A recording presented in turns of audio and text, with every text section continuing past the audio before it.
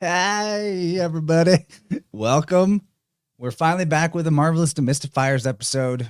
If you know about it, you know this is exciting. You're elite. Maybe more people need to know just how thick and juicy the gravy is in these shows. So let them know.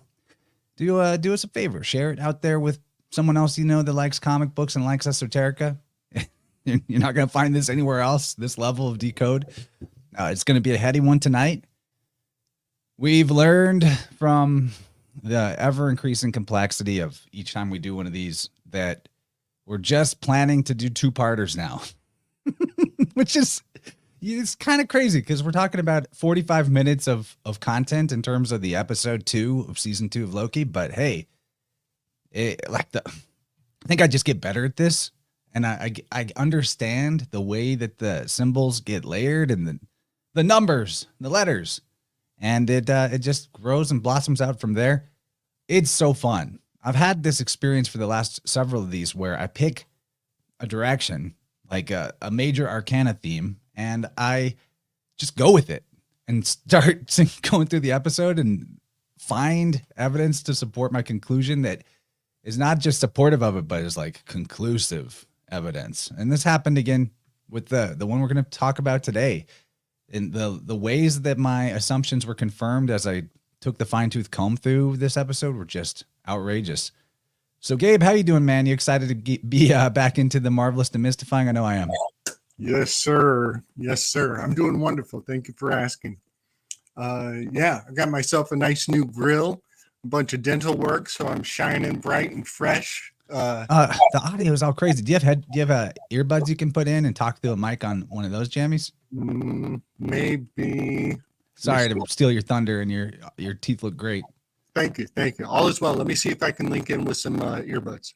Yeah, you just sound like one of those like a witness protection voice changers. It's funny. It's like you're a Star Wars character. So yeah, see if we can get that going. We're just doing what we can to get ourselves in the synchronized correct timing of things and not be on the delay that we've dealt with in the past. So there's a lot to talk about. All right, Gabe, try again. How's that? It is the same. Oh no, that's rugged. Yeah, if we have to, just say again. Back out and come back in. Try that. If we're still having trouble, we're gonna just put you on the laptop and go with the delay and dance with that particular time signature. We'll do what we got to do. It's a difficult trade-off because this has good timing but not good sound. Yeah, if you had earbuds that could plug into the phone that had mic on the earbuds, I think that would work perfectly. All right, I'll be back in a minute. All right, cool. All right, so MS says, yeah, it's totally what it sounds like. He sounds like a Star Wars character.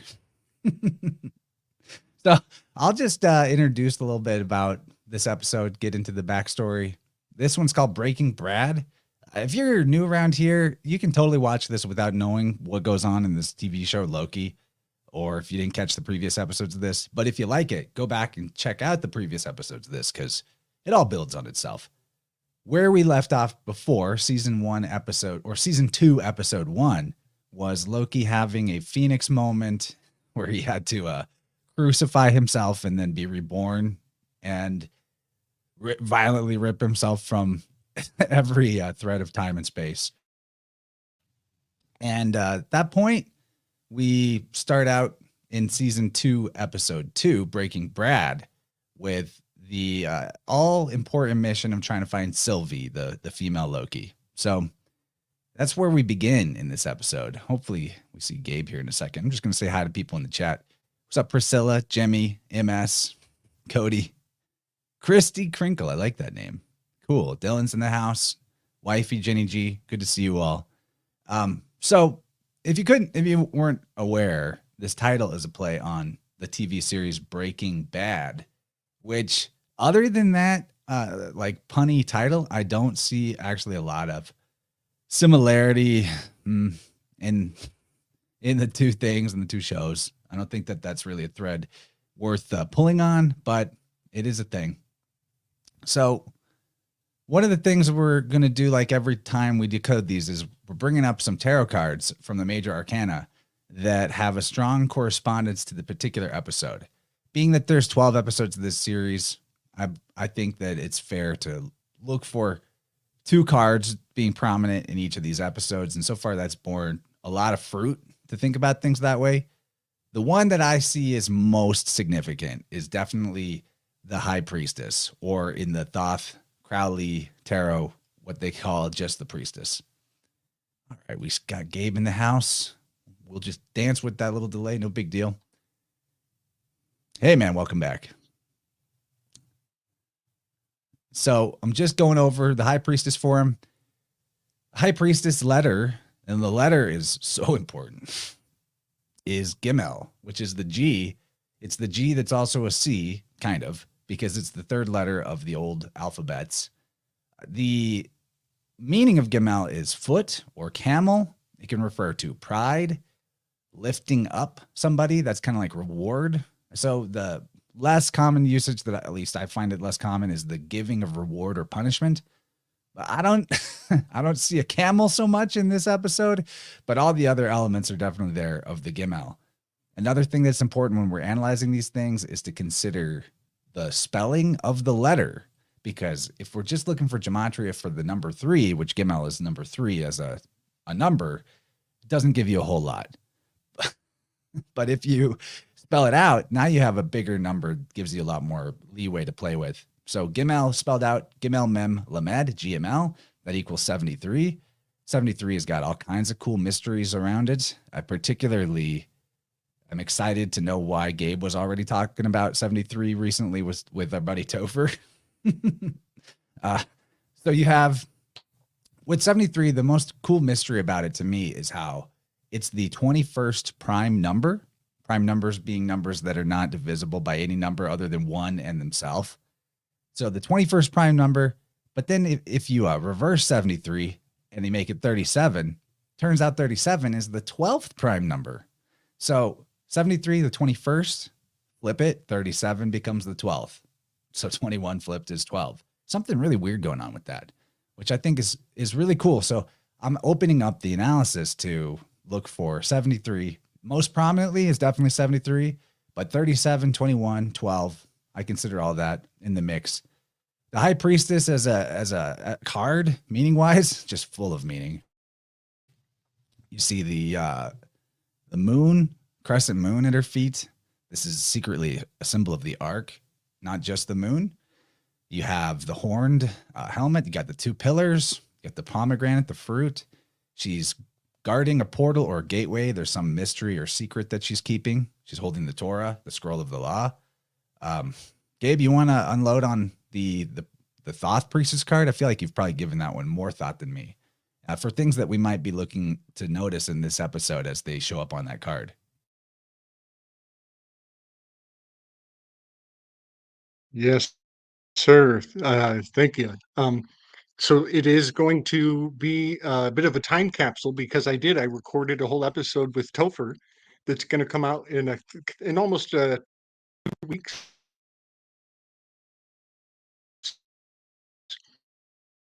I'm right after episode after funny artifacts that she gave to Topher, and so here I am, kind of informed ahead of this show. But 73 was the focus of our mathematical that Topher and I went through. I was sure you were talking to Topher when you were telling me about 73. So very powerfully synchronous. And so there's a time capsule and a torch being handed off. So expect some, if you will. But yes, the High Priestess is in the giver seat in the Enneagram. So giver, Gemel, uh, her arms are open and there's abundance at her feet with the shadow of um, pride. And the infernal spirit of pride is Lucifer. So here are some of our occult hail signs. And yes, the Torah scroll is crucial. She's like the Gibbon. I have found the Greek muse here. And the Greek muse does not have the same battle strategy on her lap. It's actually it's iconoclastic. that she has a different scroll. And this is a point where we can see maybe there's a different camps in the occult world, because in the Greek muse cycle, this is Clio, the muse of history, and she has the scroll that is Thucydides' History of the Peloponnesian War. In this scroll is the provenance of working in negotiating inequity. And the treaties of the Mylian dialogues, are an artifact of Thucydides' History of the Peloponnesian War in her lap. And so her name is Clio, which means glory, and glory, the story of history, shining favorably on heroes. So yeah, those are some of the artifacts here. And then I've got to point out the Diana and the Huntress, because in the Thoth deck, she's got a bow on her lap with a couple of loose arrows. And it's almost like the old card had the scroll was hidden or closed. But in the Thoth deck, it's like, nope, let it all hang out, baby. And so the hunt is on, is kind of the symbol I get with the Diana and the archery of the arrows. It's the battle is on, is kind of what I see in the difference between these cards.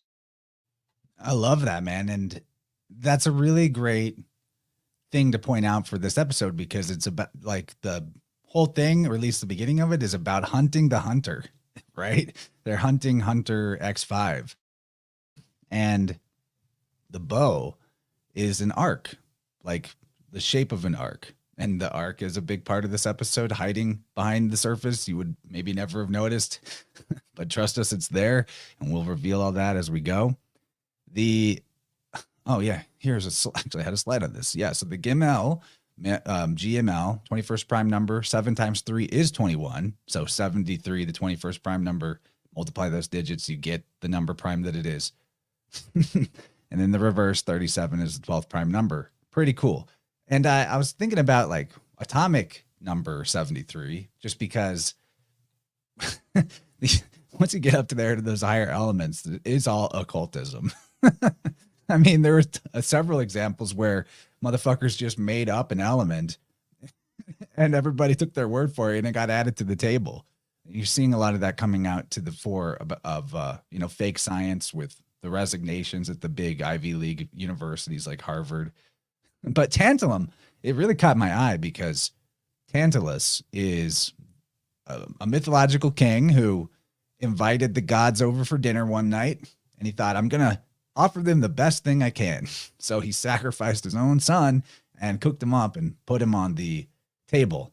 And I believe they started digging into the shoulder, some scapulomancy for you there, before the gods realized what they were doing and got upset. They punished Tantalus by putting him in a boat and tying him down so that he has eternal thirst but can't quite reach the water. And grapes are dangling above his head, and he's eternally hungry, but he can't quite reach the grapes. Very Promethean in the punishment. And with Gimel referring to punishment and reward, I see that very appropriate indeed, that tantalum, atomic number 73, would be what they call that. It has this, 73 has this resonance to the High Priestess and Gimel. Very interesting stuff. And then we want to talk about the Lovers card is the other one that I see prominently in this episode. I mean, you can make a case that the whole show as a macrocosm has a lot to do with the Lovers, but just for the sake of this analysis, we want to talk about the letter Zayin, the 7th letter of the Hebrew alphabet. The Z means a plow, a weapon, to cut off or to pierce. And in modern Hebrew, it's slang for your tool. The way guys will call their junk their tool, the Hebrews, I guess, like to call it my weapon. So when you spell out Zayin, it's 67, Zayin, Yod, Nun. So we'll take a peek around for some 67s as well.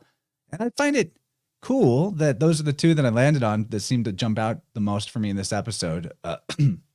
Because if you recall back in the end of season 1, when we were talking about the reaching of the crown of the tree of life, the Keter, when all of the whole series of season 1 culminated with them reaching, the big bad, he who remains at the top, that there is this whole thread about the left-hand path and the right-hand path of the tree. And in Hebrew gematria, 73 is chokmah, meaning wisdom, and 67 is bina, understanding. And this is right, taking us right back to the two sides of the tree. These concepts are across from each other, across the mirrored center column from one another.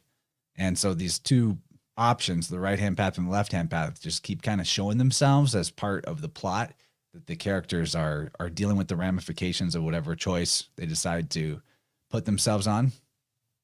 Gabe, you want to jump in?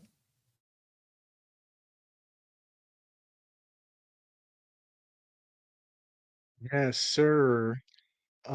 So one of the major weaves, even on my own channel right now, it has to do with having discovered the musical instruments of my capoeira ritual in the tarot cards that is informing my perspective on a whole new level. And a very long, I just had a branch on my show for my first live interview last night. So I just want to be very grateful. And I want to thank everybody who helped fight off all the swarm of pestilence. We had a bunch of, all those fake accounts from the dead internet theory, they all came to life and came to my show last night. So I want to thank my wrench team for fighting them off. Apparently, it was quite a bit of kung fu going on that I missed out on. So I know you guys were I feel kicking a left out. bunch The of butt. bots So never there has bomb been me. a bit of a swarm around the cicada spell, and oh, it was wild. It was a wild, wild ride. But I had a LeBranch on, and we were talking about cicadas, and sure enough, the dead internet came buzzing around like mad. And so my wrench team was like kicking ass all night long. I just kept seeing fools getting kicked out and bots getting zapped. It was kind of fun.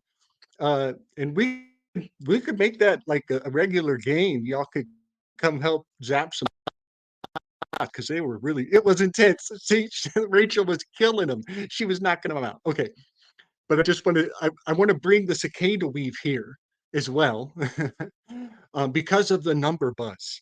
This is, I think, a lot of what we talked about is the power of numbers and getting drunk on the truth of number, and how finding out that the cicadas are obsessed with prime numbers has gotten me. It's like I was sober from the numerology. I was like, no, I don't need any, and I got a sip of the good stuff when I started looking into cicadas and prime numbers. And I'm like, oh, I got to go back into the numerology jungle again. So expect more on this.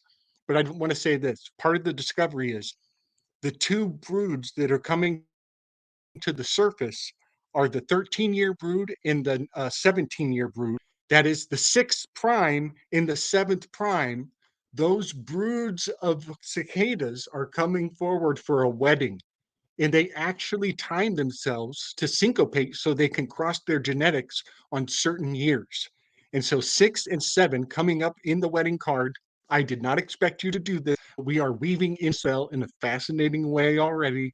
And I already know towards the end, I get the biggest confirmation towards the end of this episode that they are buzzing these call signs, these buzzwords, dating back to the art craft of the theater and Aristophanes, the comedian, who wrote the play The Wasps. And right now we have a white Anglo-Saxon Protestant about to take the stage and buzz everybody's head. And I'm just learning that for most of my life, I was in a flyover state.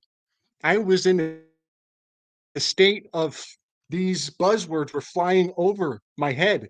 This is jet setter terminology. And these sophisticated fuckers, they totally know how to harness the buzzing of these insects to hit us extra hard. And so this cicada spell, and I want to say this too, most of the states actually had mosquitoes removed uh, heavily over the last year.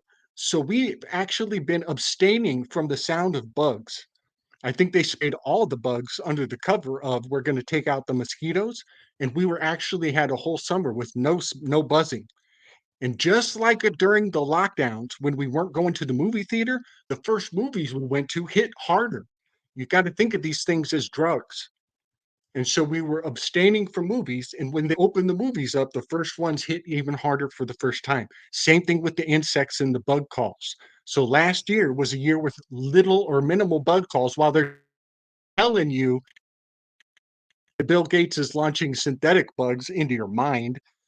Uh, I even saw headlines of them releasing bugs during the winter, which is like, yeah, scientists would do that. Yeah, right, whatever. So the bug thing is cool. There's the 67, and we'll circle back at the end. Sorry.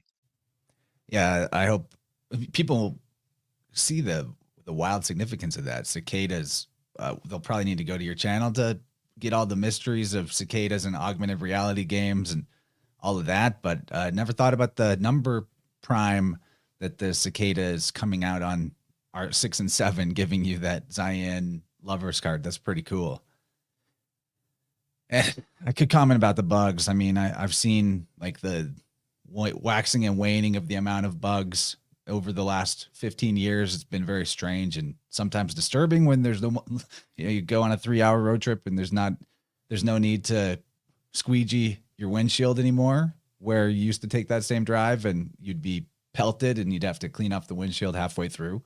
But we're going to jump into the very opening established shot here of the episode, and we're given a time and a place, which means we got to think about London 1977.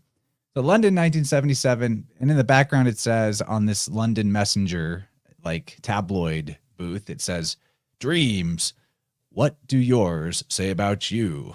So the question of dreams, we're going to have that in the forefront of our mind as we discuss what was going on around London in the UK in 1977. This will take a moment, but this year was definitely a year of dreams for the maintenance of the sacred timeline. That is the implementation of what they want everyone to believe their timeline is and where it's going and where it's been. So here are some of there are many more examples, but here are some of the things going on. It's just a jam-packed year. Holy shit. So first of all, the United Kingdom holds the presidency of the Council of the European Union for the first time in 77. In January, on the 29th, you have 7 IRA, Irish Republican Army bombs exploding on the west end of London. There's apparently no fatalities or serious injuries, but there's a bombing. And then February 4th, there's a big news story about the police discovering an IRA bomb factory. In April, on the 8th, the punk band, The Clash, they have their debut album released in the UK. The album called The Clash. April 23rd, oh man, the National Front, which is apparently a Holocaust-denying nationalist group of the United Kingdom who believes the Jews controlled the financial and governmental spheres of the world. They get into a clash with so-called anti-Nazi protesters in London. That's just the warm-up, though. We'll circle back around. May 7th is the 3rd G7 summit held in London. 1977, G7. The Downing Street Summit Declaration was issued from this G7 summit. Man, the 3rd G7 summit. I mean, there you go. You have 3-7, you have 3G. G is 7. It's in 1977. So G7 is 77. So much 7. But this Downing Street Summit Declaration basically forms the basis for the idea of a one world economy and the leading role of the International Monetary Fund, and the austerity measures that would come later were basically previewed and virtue signaled around energy conservation and the limitation of oil use. 77, though, in Hebrew gematria, that's OZ. Heavy. It is, right? It's Ayin Zion, though, is 77. Oz, like the Wizard of Oz. It's a word that means strength. Another 77 is Olm, Aleph Vav Lamed Mem, which is the entrance or vestibule to the temple, the preparation spot for the entry to the holy place of power. The spot that is literally the place where the high priestess is seated is a word that equals 77. But going on, May 8th, you have the Convention on the Prohibition of Military or any other hostile use of environmental modification techniques. Whoa. We're talking about weather control. That's on the table. June 20th, you have, this is a weird one, man. There's a fake documentary aired in 77 to British people called Alternative 3. And it's about the secret space program. It's about the idea of brain drain, like stealing of scientists or whacking of scientists for competing countries. But it's so ridiculous. They're basically putting out this documentary as if it's all real to the public on national TV about the Apollo astronaut seeing a moon base on his moonwalk. That also they revealed that in the 50s, scientists had secretly determined that the Earth's surface would be unable to support life for very much longer because of catastrophic pollution and climate change. So they're already saying this all the way back then, still hasn't happened. They say that there's a secret space program that's already colonizing Mars and a lot more stuff than that. So this is really where the entry into conspiracy canon of just straight up comedically retarded shit is being peddled as if it's real, which there's a lot of people in conspiracy culture that will just they'll believe anything that's just not what the mainstream is and then spread it around. And think about the seeds that are planted right here. Dreams, right? Of secret space programs and secret moon bases and all this stupid stuff that we still see. It's still alive. Like once it's entered into the canon, it never goes away really. People are still going to be going around it. So thanks for that one. Alternative 3. Let me get a couple more out, Gabe. We'll finish the slide. Other things that happened in 77 was the Finance Act, which abolished the collection of tithes. That's an interesting one for the Church of England. And then this is the big one. August 13th, the Battle of Lewisham, which was an attempt by the far-right National Front to march from New Cross to Lewisham in southeast London.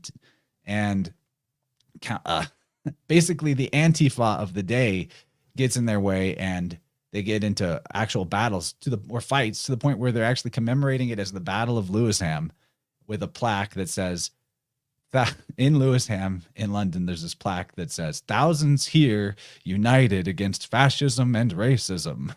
Like, do you see like the same spell that this is the George Floyd riots. This is the BLM. This is all the same stuff. And it's two more. October 27th, the Sex Pistols release Nevermind the Bollocks. Here's the Sex Pistols. I believe they also did like a show on a boat on the Thames River and got arrested. We know that the punk bands are total Tavistock put-ups, totally fake news, fake counterculture. And this I really like, though. Tolkien's The Silmarillion was published in 77 as well, posthumously. That's the only sacred timeline that I can get behind, the timeline of Middle Earth. I like that. So I just put a lot out there, and we haven't even got to the big one, but I have a whole slide for what I think is the biggest part of 77.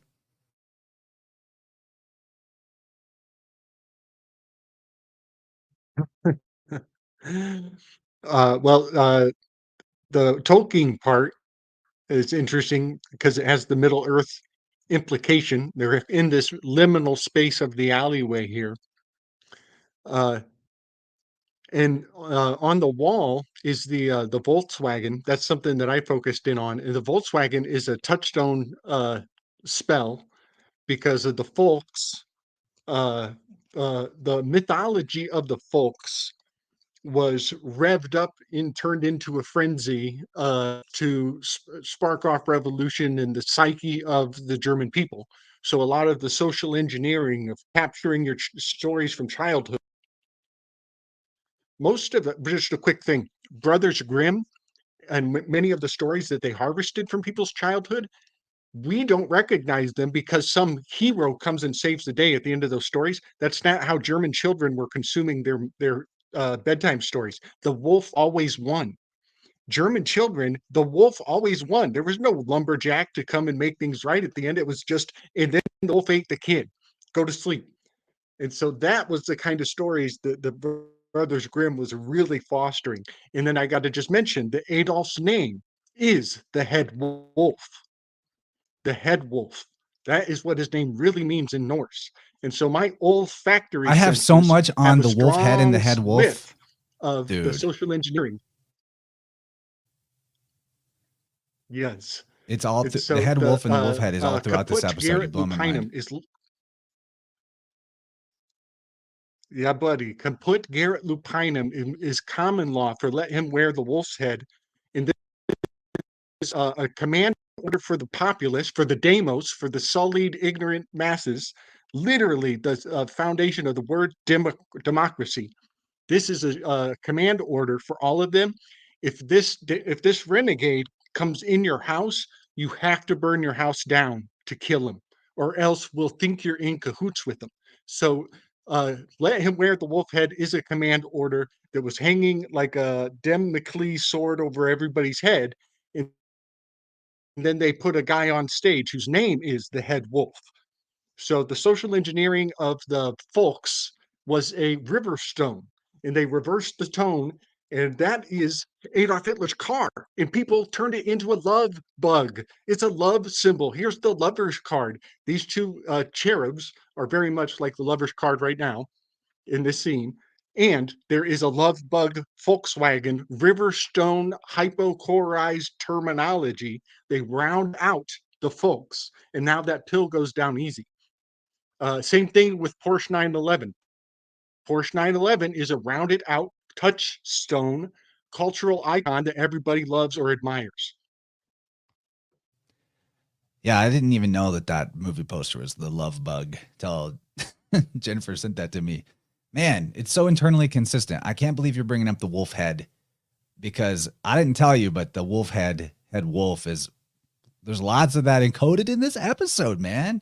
And we're going to learn about it. So here's the big reveal, though. This was the other thing that happened in 77 that I find to be very important.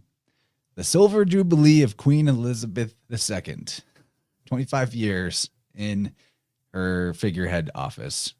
Pretty wild stuff.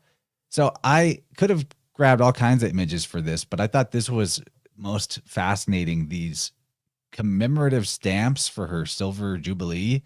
So, and by the way, silver is a big part of this episode too. It's the High Priestess card, has the moon on it. The moon is associated with silver. There's a whole thing there. We'll talk about it as it becomes relevant. But this, look at this thing right here, the ampulla and the anointing spoon on this third stamp. I mean, all of these royal implements on these stamps are hella esoteric, but the anointing is probably the most quote unquote sacred part of the coronation ceremony. And it takes place before the investiture and crowning. We're about to get another one of those, I guess. I say we, I'm not part of the crown lands, but anyway, the archbishop who's there, he pours holy oil from the ampulla vessel into the spoon and then anoints the sovereign on the hands, the breast, and the head. This is the monarch as the Messiah. And when I was showing Jennifer these stamps, she was like, oh, it's Seychelles. I've never heard of this, but it's an island that was a British African colony, and they have a matrifocal society that is like a matriarchy, very high priestessy. And what Jen pointed out was that what they say about Seychelles is the most beautiful women of the world come from Seychelles, which is Aphrodite and the seashell. Wow. You know? But to think about what was going on there in 77, just because we're on 77, they gained independence from the UK the year before in 76. And then in 77, there was a coup d'etat and the first president of the republic was ousted, which is interesting because before that in the 70s, Seychelles was the place to be seen, a playground for film stars and the international jet setters. And then after the coup, the new rulership wanted to keep Seychelles for the Seychellois. So Aphrodite and the seashell, totally something going on there. But the Silver Jubilee, I mean, the queen, she traveled all over to every Commonwealth country, to almost every county in the UK. It was a really big deal. They made a bunch of pomp and circumstance about the Silver Jubilee.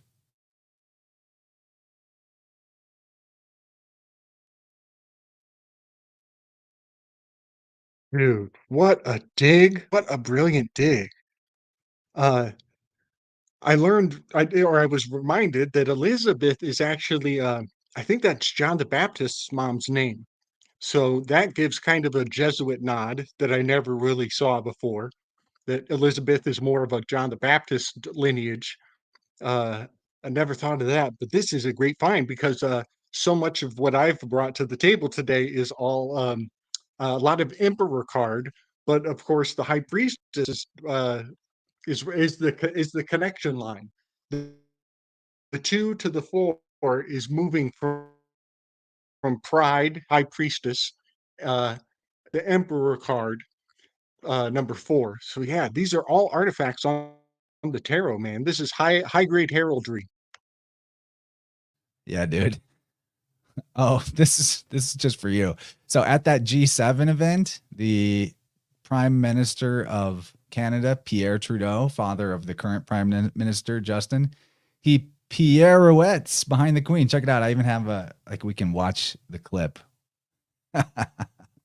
Here he goes. Woo! Look at that little fruity man. Oh yeah. This was his thing. Pierre would pirouette. And allegedly he did this at the G7 behind the Queen as a as I don't know, some sort of rebellious act because he was supposedly not able to bring a date to the summit. I wonder, is it because the date was a man? I don't know. Gabe's face is just frozen on wonder from seeing the pirouette.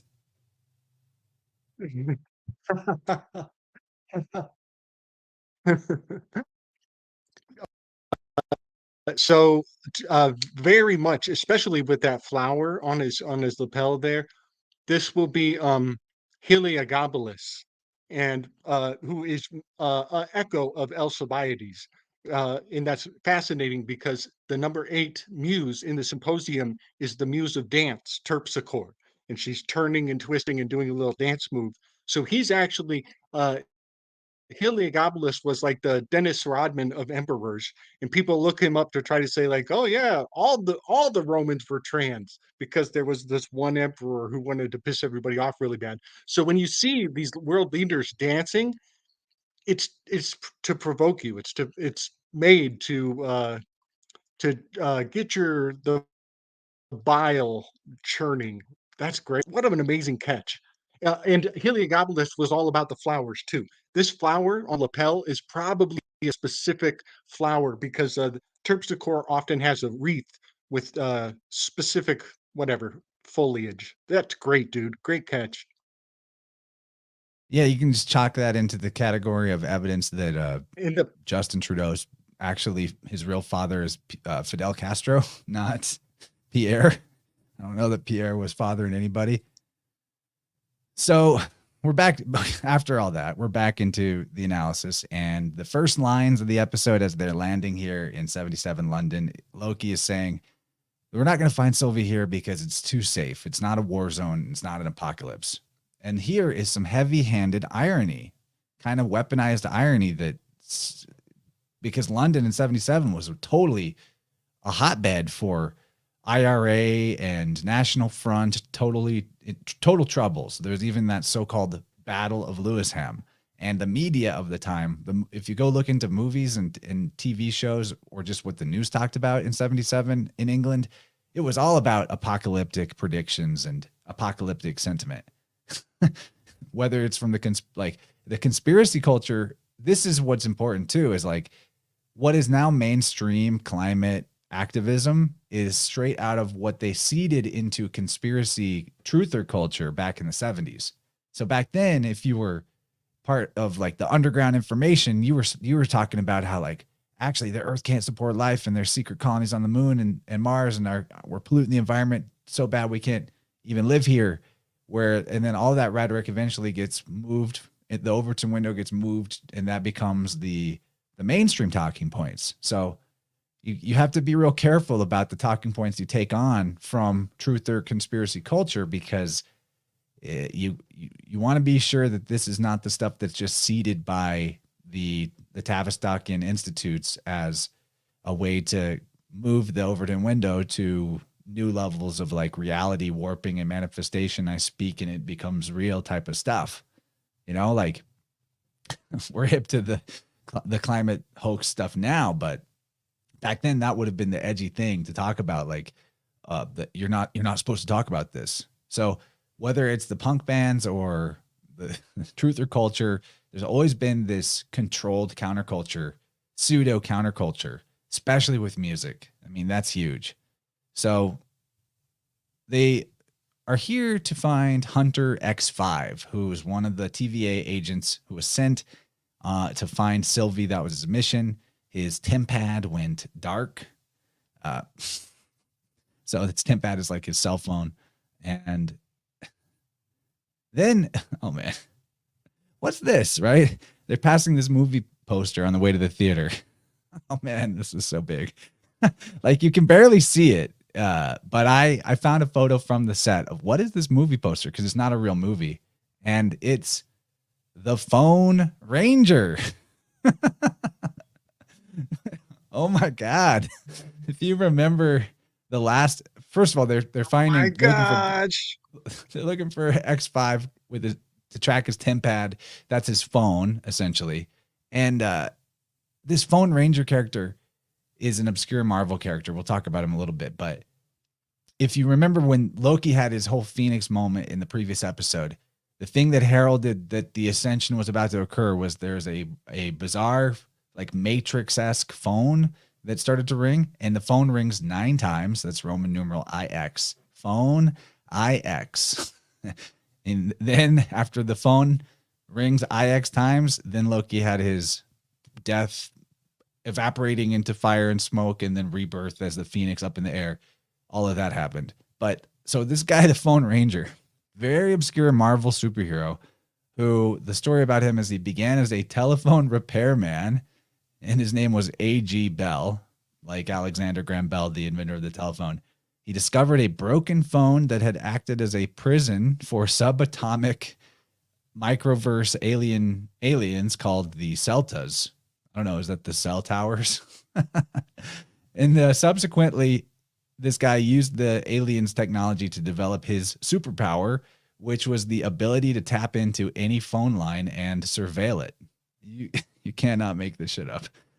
They made this shit up, but anyway, the poster appears while Loki and Mobius are tracking the TemPad or phone of X5 because he's a criminal to the TVA universal government now by going rogue, AWOL.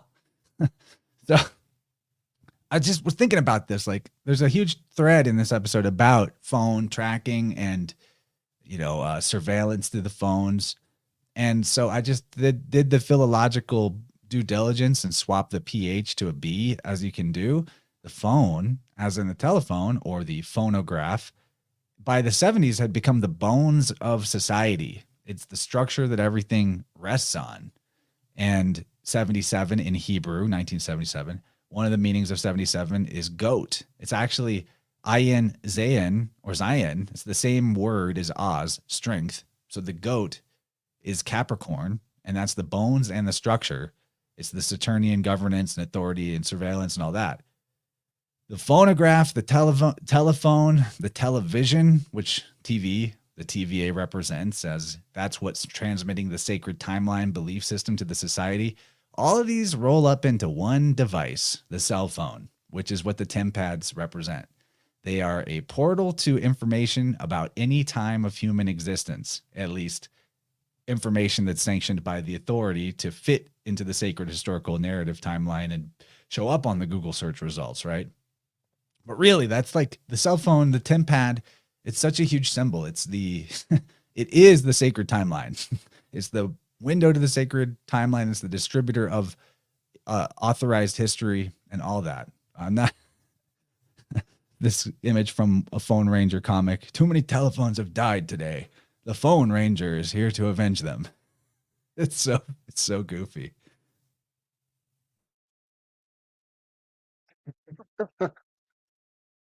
That is. Uh, let's see. Can you make me big? I want to show how the right on his chest is a 369 encode.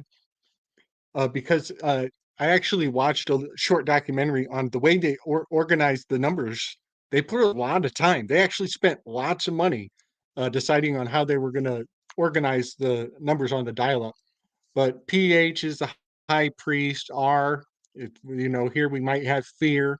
We got the one, but we also have anger in the word ranger.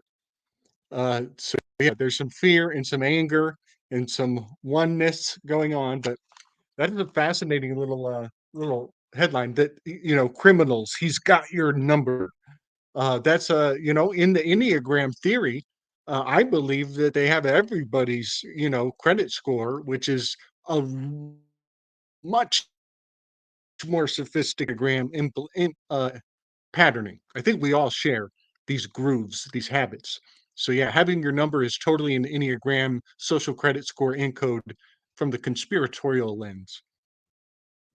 And this is why I love you guys in the chat. Polymathing just said, wasn't the Lone Rangers saying hi ho silver away? It totally was. So if the Phone Ranger's a play on the Lone Ranger, there's like another link to the silver of the High Priestess and the Moon, the HP PH. Man, that's good stuff. So Brilliant. enough with this tangent. What a good tangent though. So there's a big movie premiere happening at this theater they're entering, and it's Zaniac, starring Brad Wolf, which is Hunter X5, who they're chasing down. So in Marvel, Zaniac is a villain who is possessed by a parasitic swarm from the dark dimension that compels him to murder women. He just sees a woman, he's got to kill her. The 1977 is the year that the Yorkshire Ripper, like the new Jack the Ripper, in 77, he was a famous female stabbing schizophrenic, and he was most active, most kills in 77. Schizophrenia is basically the same thing as being possessed by a parasitic swarm from the dark dimension. Brad Wolf is actually the name of the alter ego of Zaniac in the comics, and that's the name of X5 on the sacred timeline. He's gone back to get his life back. So I think there's very much a Jack the Ripper, Yorkshire Ripper thing kind of hiding below the surface. And there's the irony again of saying that 1977, like, it's too safe. She wouldn't be here. This place was not safe at all. It was really rough, actually. And it's the nostalgia spell again. There's something about the nostalgia spell that what they repackage and give you later on in the timeline about a previous era is like sort of the positives or the things that have the fond memories of.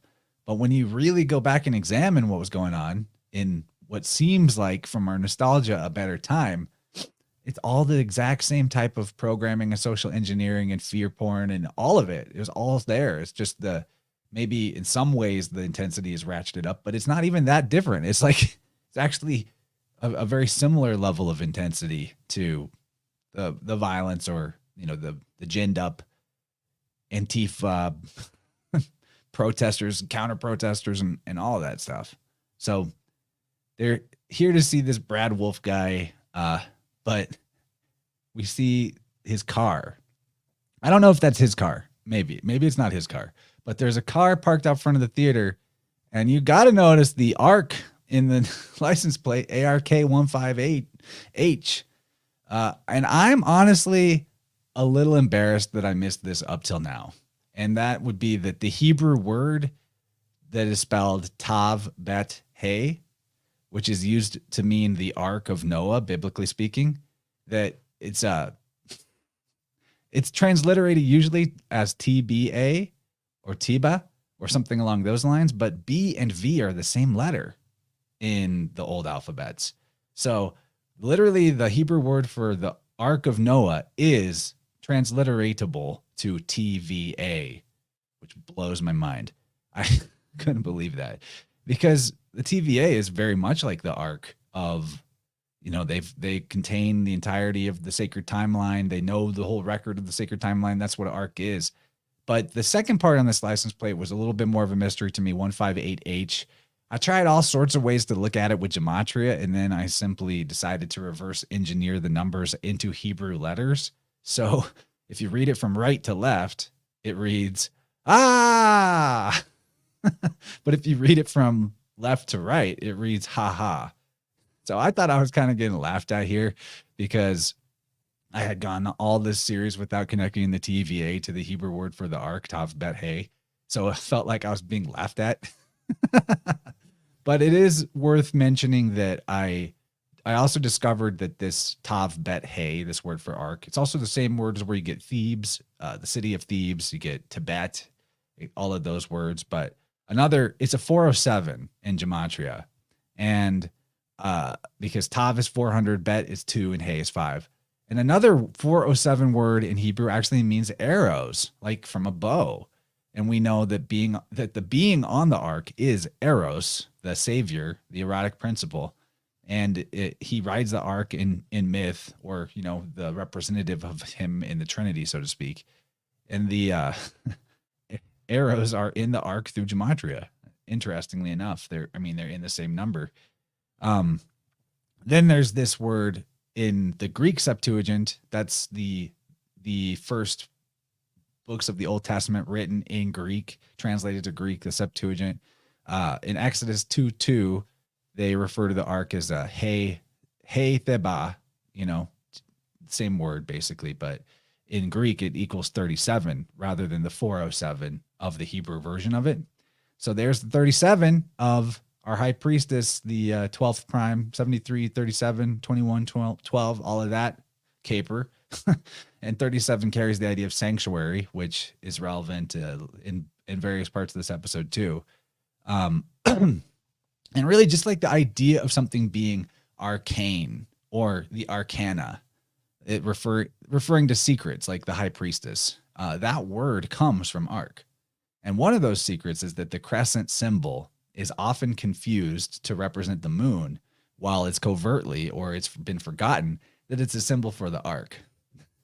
And now let's talk about the dog heads, Gabe, because I can't believe the wolf head, dog head thing was on your mind too. Blows my mind. So let's talk about it. Cynocephaly is the word that means dog-headedness. Brad Wolf, he's dog-headed. You've all heard of Anubis. That's a dog-headed god, and there's other versions of it. But did you guys know about St. Christopher? St. Christopher was a dog head. Yes. Dylan's beating me to the punch. I've got this in the notes, of course, that a bark, B-A-R-Q-U-E, is an archaic word for ships. So there's your dogs barking and barks sailing. Now, in Greek, the word arche means head. And the word bark, like the sound dogs make, that's bark with a Q-U-E. That's a boat like Noah's Ark, Noah's Bark. So much dog themed stuff going on. Calling on the 67 from the Zayin on the lover's card, that 67 also gets us a name biblically of Nibhaz, which is a deity listed in the Bible of like those bad other tribes, where this Nibhaz is the name derived from a Hebrew word, nibach, which is their word for barking like a dog. So this is a deity referenced or an idol referenced in the Old Testament, that the name of this deity is called the Barker. And you have a 67 of our lover's card here. And this so the group of that, one of the groups that had this supposed Nabhaz, dog, barker, evil demon deity were the Zabians. And couldn't help but notice Zabian is like a one letter off anagram for Zaniac. The Argonauts, who Argo, that's Ark, A-R-G, A-R-K, C and G switch. The Argonauts, a Greek version of the Ark story, they battle the cynocephaly, dog-headed dudes. They actually get in a battle with dog-headed dudes, have to get off their bark and fight the dog heads. I think this is all somehow like a reference, or it grows out of the ancient Etruscan cult that worshipped Ati or Ada, the proto-Hades deity who had a wolf's head. That's who is shown here, right? The wolf head. These priests wore wolves' heads as hoods and skins, and they robbed people for their living, according to, what is said about them. It's a long ass time ago. Who knows? Another connection, though, between the dog and the head, or wearing a wolf's head as a helmet, is the Greek word for helmet is kun, which is basically the same word as the Greek word for dog, kion, kun, kion. It's like the same word. And that's almost the same word as Cohen, which is a word that means priest or king, and dog. So there's so much with this. I'm going to just stop for a minute and let Gabe get in. Hold on. There I am. Am I on? Okay. Dude, so much gravy here. So much on offer. Yes, the Christopher Columbus spell. Turns out, Canis, I think it's Canis Major, is next to the dove that is next to the Argo, the ship. Christopher Columbus's name is coterminal constellations right there, which we've woven on before. And apparently this dog-headed Christopher was a giant, so he could wade across waters. But I want to highlight the car that you captured and the headlights of it. Those headlights are going to be correspondent to what I've discovered on the Emperor card. This episode is called Brad. Breaking Brad. Well, it's also the Bark King. This is the Bark King, Brad, and he is wearing the ogre color, the ochre that is harvested from the wood that the Picts used to use to change their skin color for various reasons. But look at the headlights of this car, because that is the design of the two orbs on the Emperor card. And in a minute, the thing that has gotten me is that is also the anatomy of the cicada. This is the face of a cicada. You think you're looking at a car? I'm here to tell you this is going to buzz your ego later. It already has, because of Brad is essentially an amalgamation of all the things Donald Trump on a Lolita Express flight log list on some sex island.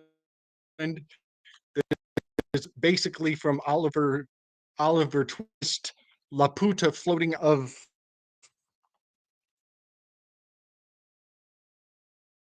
uh, um, idealism. And we'll just say that there's a utopia floating island where they all retire to.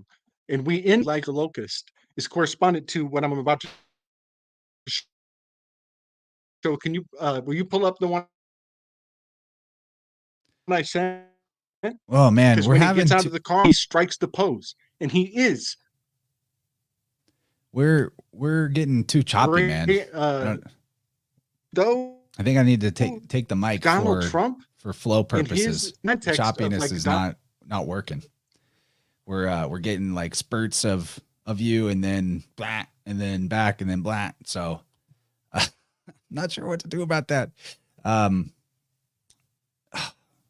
Is there somewhere else you could try to move to? I don't know.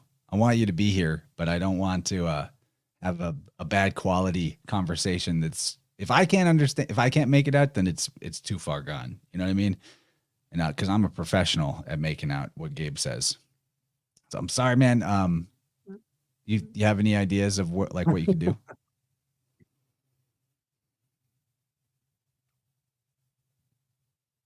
I'm not sure. It could back out and come back, but it is rush hour. How am I now? It's seems okay. It just comes and goes. Gets crazy sometimes.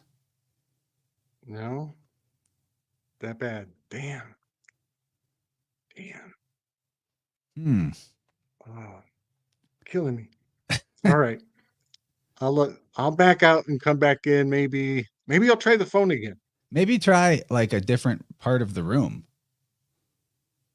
closer to the where your internet's broadcasting from. Move closer to the router.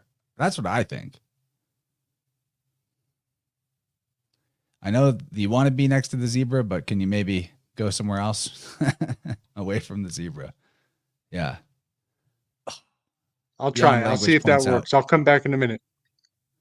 Okay, cool. So Beyond Language, great weave here.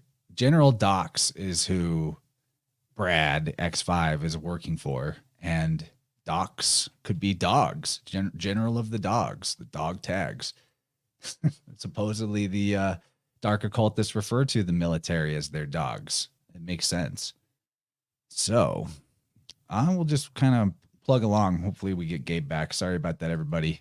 It's one of these days we'll be done with all these tech problems. But here we go. We see Brad for the first time in this episode. I mean, we had him in previous episodes as Hunter X5, but now he's a whole different guy. He's glorious. This is a 37 word. Bet, Kaf, Vav, Dalet, Hey, 37, glorious.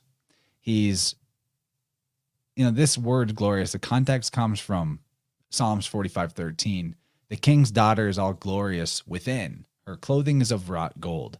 And this shot, the color grading, everything's very much in this gold, orange type of color scheme. And I think this is why Gabe was calling our character Brad here Orange Man Brad. And I think he's got a lot of really good weaves once we can get him back in about the Emperor card being really important to this episode and representing this character, which I totally see that. He's posing like a statesman or a senator. And just on offer as a possibility, there's the demon king Belial, who bestows senatorships. That's one of his qualities in Goetian magic. I feel like he's basically like working for Belial. He's got a senatorship. I wonder if this gematria connection between the High Priestess card and Belial is suggesting some kind of a female order, female Illuminati that's behind the scenes of the public male power holders. I honestly wouldn't doubt that. This is a Augustus statue here on the left. and so there's this whole thread in this part of the show of the deal with the devil for fame. It's not like explicitly stated, but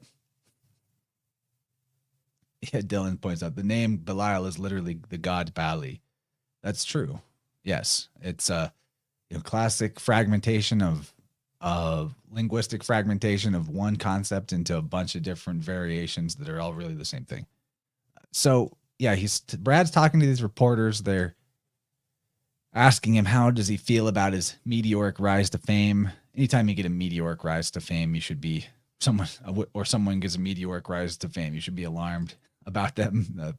It's not easy to gain notoriety even when you're really good at something. So it's definitely a sign of a deal with the devil, so to speak. Then this guy asks him about Bridget Bardot, who's a famous actress in the 70s we're about to talk about. And he's like, Brad says, that stays in the vault. I'm not going to talk about that. I wonder if the vault means we're getting astrotheological, since the vault of heaven is one of the things they call the dome above. And look at this face of this woman here. We're going to talk about why that is, but for now, I just want you to have like a WTF with me. Why is this weird face being made by whoever this, fancy highfalutin socialite is? So yeah, that stays in the vault. We're getting astrotheological. So how about Bridget Bardot? Is she a modern resonance to ancient myth? Well, it turns out she is. Bridget Anne Marie Bardot is often referred to by her initials BB, which I don't know. I think that's kind of a high priestess thing, but she's a French animal rights activist and a former actress. All right, we got Gabe back. Let's hear ya. How's that? Say more. Cheeky check. Wiggy wig wig wig wig. How am I doing? There's Pizza, hot dog. still some of that voice changer thing going on. Do you have earbuds? Do the earbuds. That's gonna sort us out. We're gonna be all set. Because I'm hearing myself feedback. We don't want that.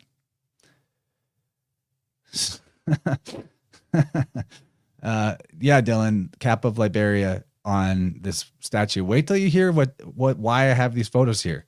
So, okay, Bridget Anne Marie Bardot, French animal rights activist, former actress, singer, model. She's famous for portraying sexually emancipated characters. The funny thing that people don't understand about the word emancipated is in law, that's basically the same word as franchise, like a corporate franchise. So she is famous for her being sexually franchised out. Her characters in film often were hedonistic women. She was one of the best known female activists of the sexual revolution between the 50s and 70s. She's also been a controversial figure as of November 2021, having been fined for inciting racial hatred by criticizing immigration and Islam in France. And she called the residents savages, or the immigrants savages. I wonder about that. All right, Gabe, let's hear you. How's that? Better? No, we need you to manually plug in some headphones that have a mic attached to them, because we're still getting the whole voice changer effect. So I think that's the only way that it's going to work out off the phone. Because there's something going on with your mic on the phone that's weird. Sorry, dude. Got to be real about it. Okay, so this is where it gets really wild, all right? From 69 to 68, Bardot became the official face of Mary Ann. And Mary Ann is previously an anonymously depicted, goddess of liberty and justice. It's literally the Lady Justice, Lady Liberty for France. That's what they called that figure or goddess. So, not to mention her middle name is Anne Marie, and Mary Ann is this French version of, the adjustment card, the Lady Justice Goddess. So she's doing all this sexual revolution and all that and activism. This chick was literally Lady Social Justice. I mean, it doesn't that's hilarious to me. She's Lady Social Justice, which is very much about moving the Overton window and controlling the sacred timeline. Big time. So these are the things that happen when you look into like Bridget Bardot. Just a quick little off reference. Then Mobius and Loki show up. Actually, X5 hasn't seen Loki yet. X5 is surprised by Mobius's appearance. And then Loki shows up and X5 is trying to act all jovial and friendly. He's like, "Do you want a drink? What are y'all drinking?" "I'm drinking some ginger, mango, honey, lemon tea." It's a whole lot going on. It's really good. But Loki, he's changed. He's the straight man now. He no longer drinks. He does not take a whiskey from X5. But he acts like he's going to go get them a drink. And Mobius is cool with it. He's like, "It's okay to have a drink while we're down here because we're still working." And I wanted to point out this tickets booth. The word tickets. So, because it actually has a connection to Zion that you might not expect. Being that they're in a high society shindig, etiquette has to be followed. And the word ticket actually does come from the same word as etiquette, which is a French word. Loki, he had trouble with the etiquette in the first episode of the show way back in season 1 when he was told to take a ticket. And this word etiquette that we now use to refer to a bill, a note, a label, a ticket, etc., in French anyway, they used it that way. It comes from either the Old French attaquer, which is to attach or to stick something, or the Picard language that's like an Old Gaulish offshoot, probably potentially closer to like whatever the original Celtic languages were. The Picard language word estiquer means to stick or to pierce. So there you go. A ticket is a piercing weapon, a Zion. And it really is in law. I mean, you get a ticket, they're taking a shot at you with a ticket, see what they can get, bleed you. Then we find out Brad is running. Is he running now? He is running. Brad Wolf. He's running. Anybody have any thoughts about that? Latin for wolf is lupus.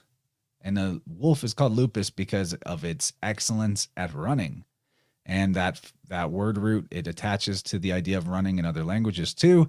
Like Dutch, lupin means to run.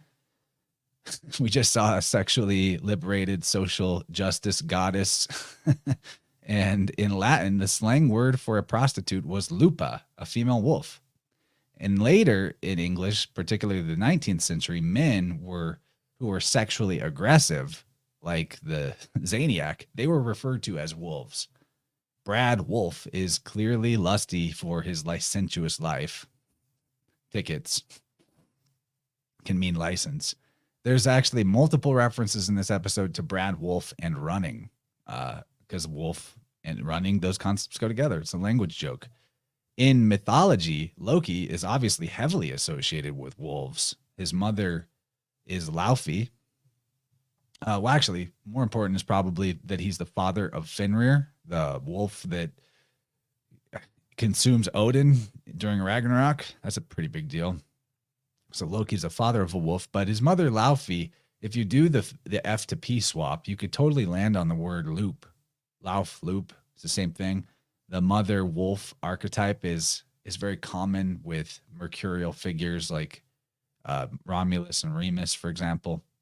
Alternatively, you could think of Laufey as Leafy, Loki Leafy son, born of a tree, very much like Adonis, born of a seed that fell off of his mother Mary, Mira, who had become a myrrh tree.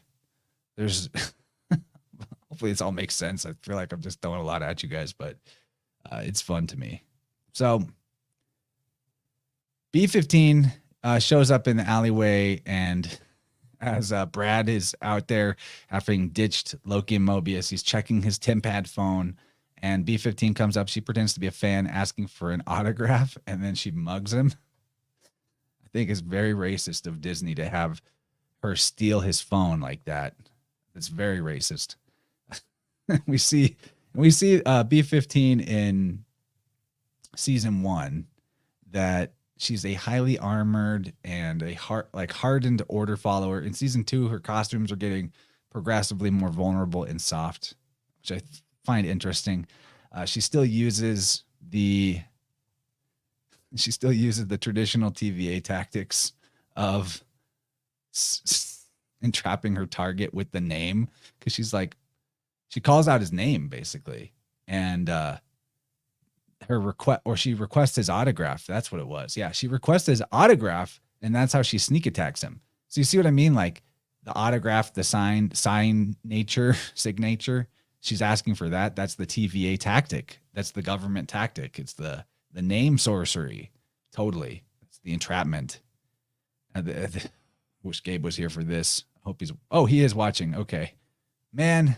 Yeah. I want to get you back in here. Can you move the laptop close to your router? Do something. We need you. Don't make me do this alone. I can, but get back in here, Gabe. It's fun to have you. This one though, I'm really proud of this one because at this point, Brad starts running.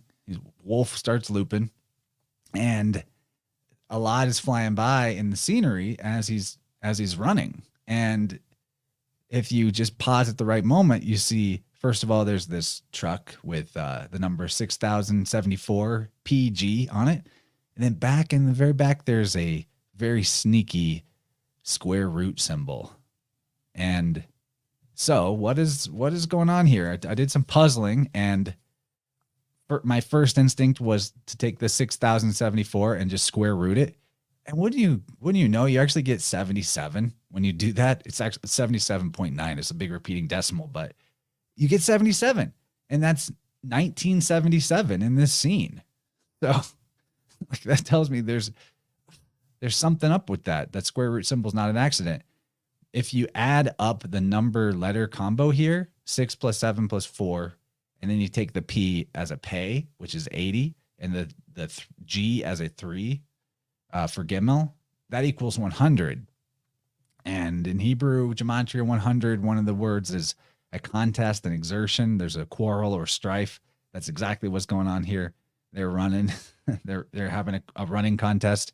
But if you square root 100, the square root of 100 is 10. And there you go. Zayin, Aleph, Bet, Z-A-B, a wolf is 10. Unbelievable. Unbelievable. And the square root of this number, if you add the letters as numbers, being 10 is the letter Yod, which means hand. And there's like a hand. The closest thing to the square root symbol is a hand. This is an amazing number riddle here. Not to mention the two cards I chose to analyze in this episode, the High Priestess and the Lovers. That's Gimel and Zayin, 3 and 7. You add that together, you get 10 again. Or consider the 7 and 3 as the 73, the numeric, put together. That's the numerical value of the Gimel spelled out.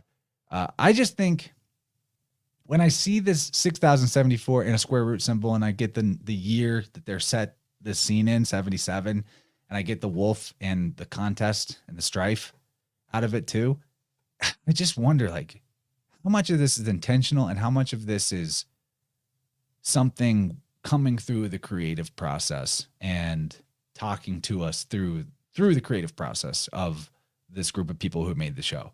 Or, I'm not going to lie, I sometimes when I'm decoding this, I wonder, did they use AI to generate some of this plot or some of this, I don't know, sets and stuff? It's when you go into the documentaries about the making of this show, it seems like they were really keen to make their own sets. And that makes me want to rule out that there's like AI generated symbolism. But I don't know how a human being or even a group of human beings could come up with all of this internally consistent stuff that fits all together like hand in glove, the way, especially with these weird number riddles. It's really weird. I see Gabe is trying to join again. Crossing my fingers. We want you here. Come on, buddy. All right. New location. How you doing? Looking stern. Can't hear you yet. Thinking about it. Come on, Gabe. All right. Dylan says it's definitely not happening in the writer's room. It's maybe just divine synchronicity. I don't want to give it to AI. Okay. Well, we'll see if Gabe is really here in a moment. So anyway, he's continuing to run by, and as he passes by this chick, she's making a weird O face as well. So just in a few minutes of the episode, we're seeing these multiple weirdly suggestive facial expressions, seeming like lusty facial expressions from the extras, the female extras. I think these are the lupas, the Latin slang for prostitute. And Brad's got the wolfish lust. I totally think so. And I think that's an expression of the Lovers card too.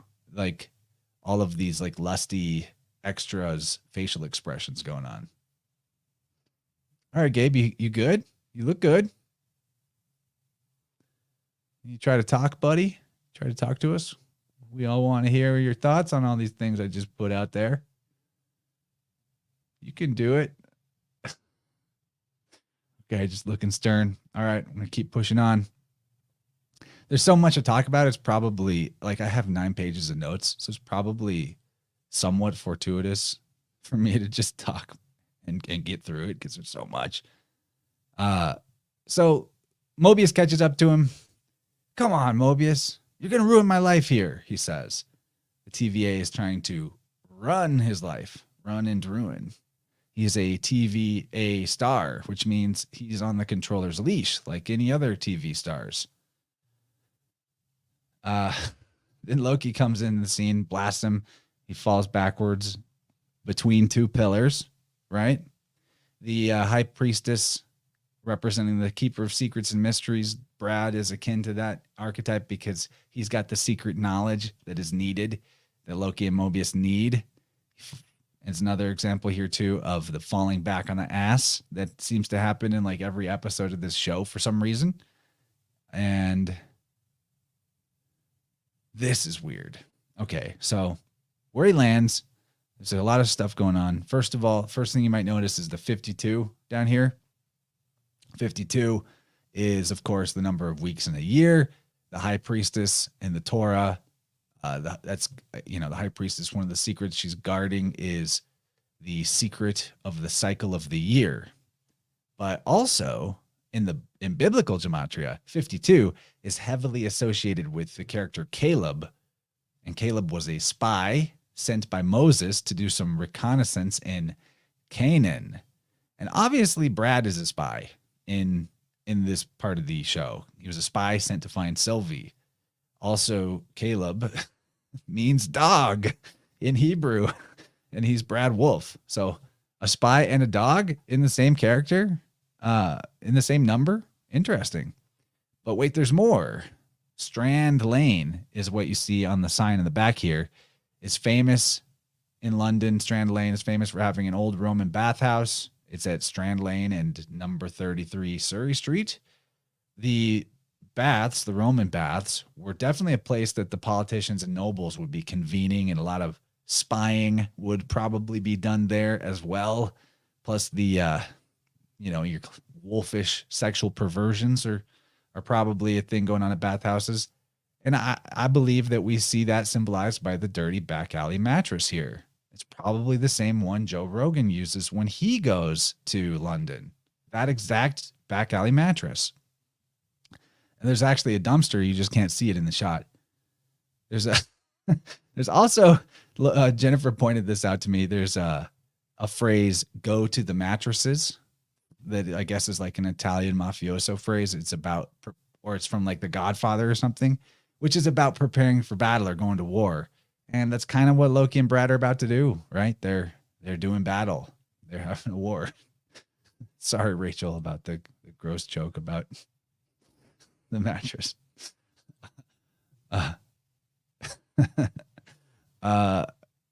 Now this is nuts. Brad gets up, he starts running, and he almost gets hit by this black truck. And this truck says Miller and King on it. So first of all, what's the Hebrew word for Miller? It's Sadi, Vav, Chet, Nun. And it equals 73. Hey, got a 73. It's a hit, direct hit. Miller and King.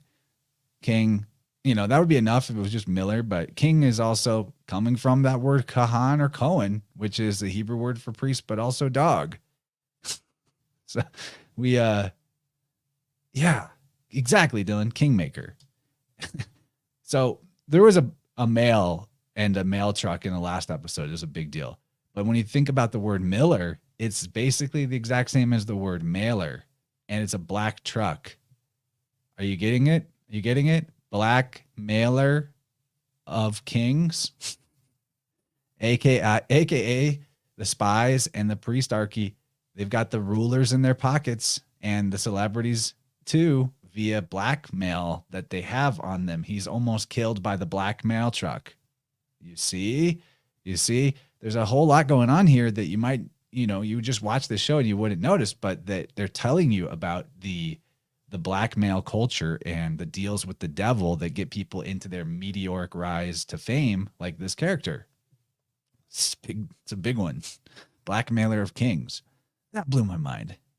That they not only put that in there, but then it's a word Miller that is 73 in Hebrew, the Hebrew version of that word. It's like, how is there so many levels of consistency here? It's crazy.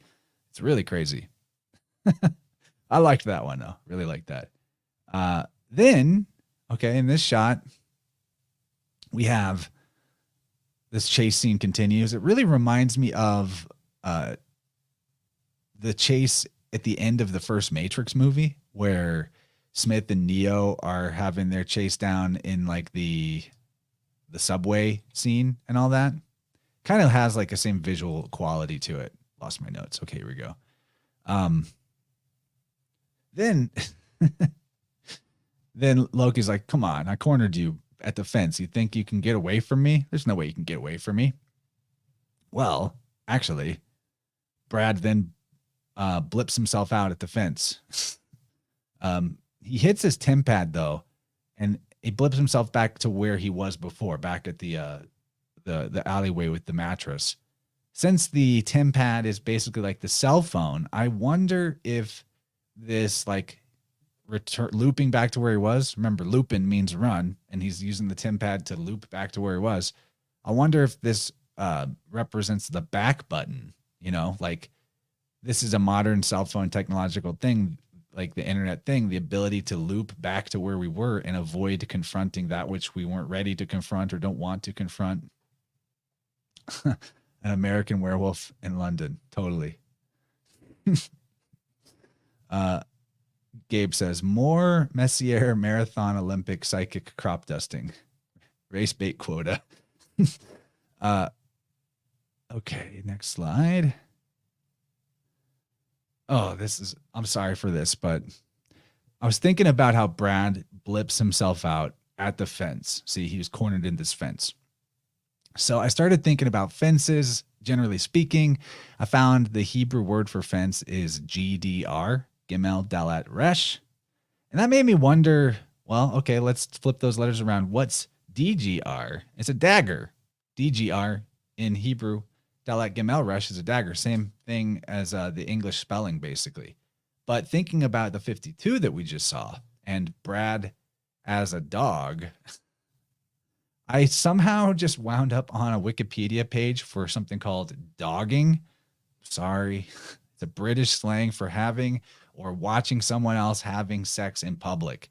It's a slang trend that allegedly began back in the 70s, which is where we're set in this scene. And when you think about the black male truck and the meteoric rise to fame Brad just had, the weird sex faces from the extras, and how Brad's sex life is made public by being a celebrity, which you notice when the reporter asks him about Bridget Bardot, Brad is definitely dogging. Celebrities are dogs to their agents and masters. Their sex life becomes voyeuristic through the tabloids reporting on it. You know what I mean? Like, you see this, the shadow of the lovers card, the celebrities' lovers. If you're a celebrity, your lovers become a Zayen, the letter on the lover's card, which means a weapon, and also can mean penis. So basically, for the celebrity, their own Zayen, their own penis, is a weapon against themselves. Totally. Dogging. It's apparently a real problem. I guess. Woo.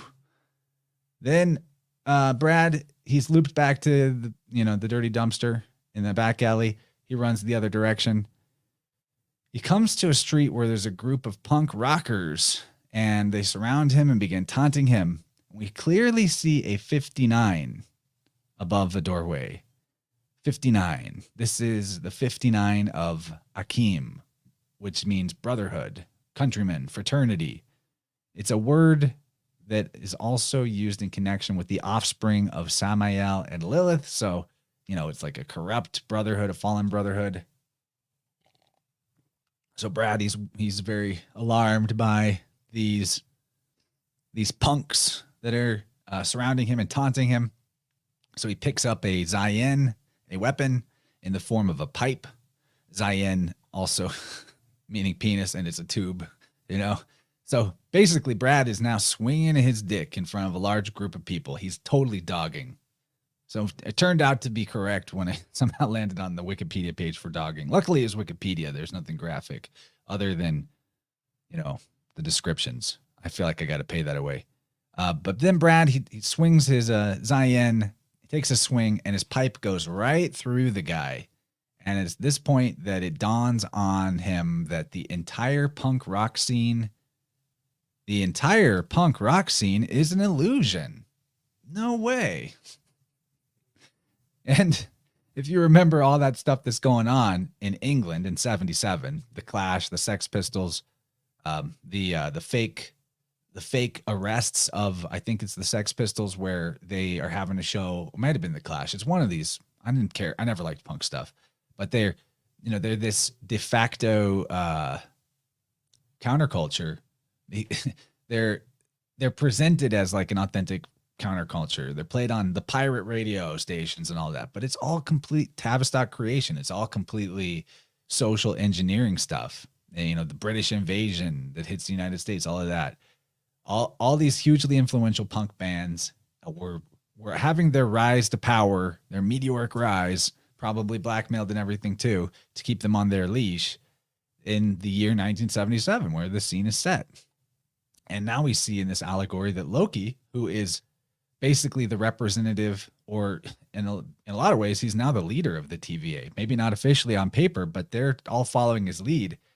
Loki, the leader of the TVA, the Tavistock, the TV, was the creator of the punk illusion.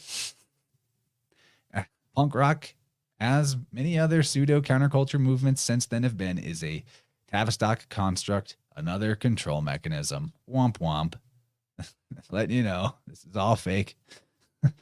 Then Brad gets cornered by Loki, and the spotlight highlights him with the graffiti behind saying, "Less is enough." Less is enough. This is the core message of all the climate and environment activism, mind control stuff going on in the news media, spinning around, gaining so much steam in the late 70s, you know, leading us to the modern version. You'll own nothing and you'll be happy. It's the same thing.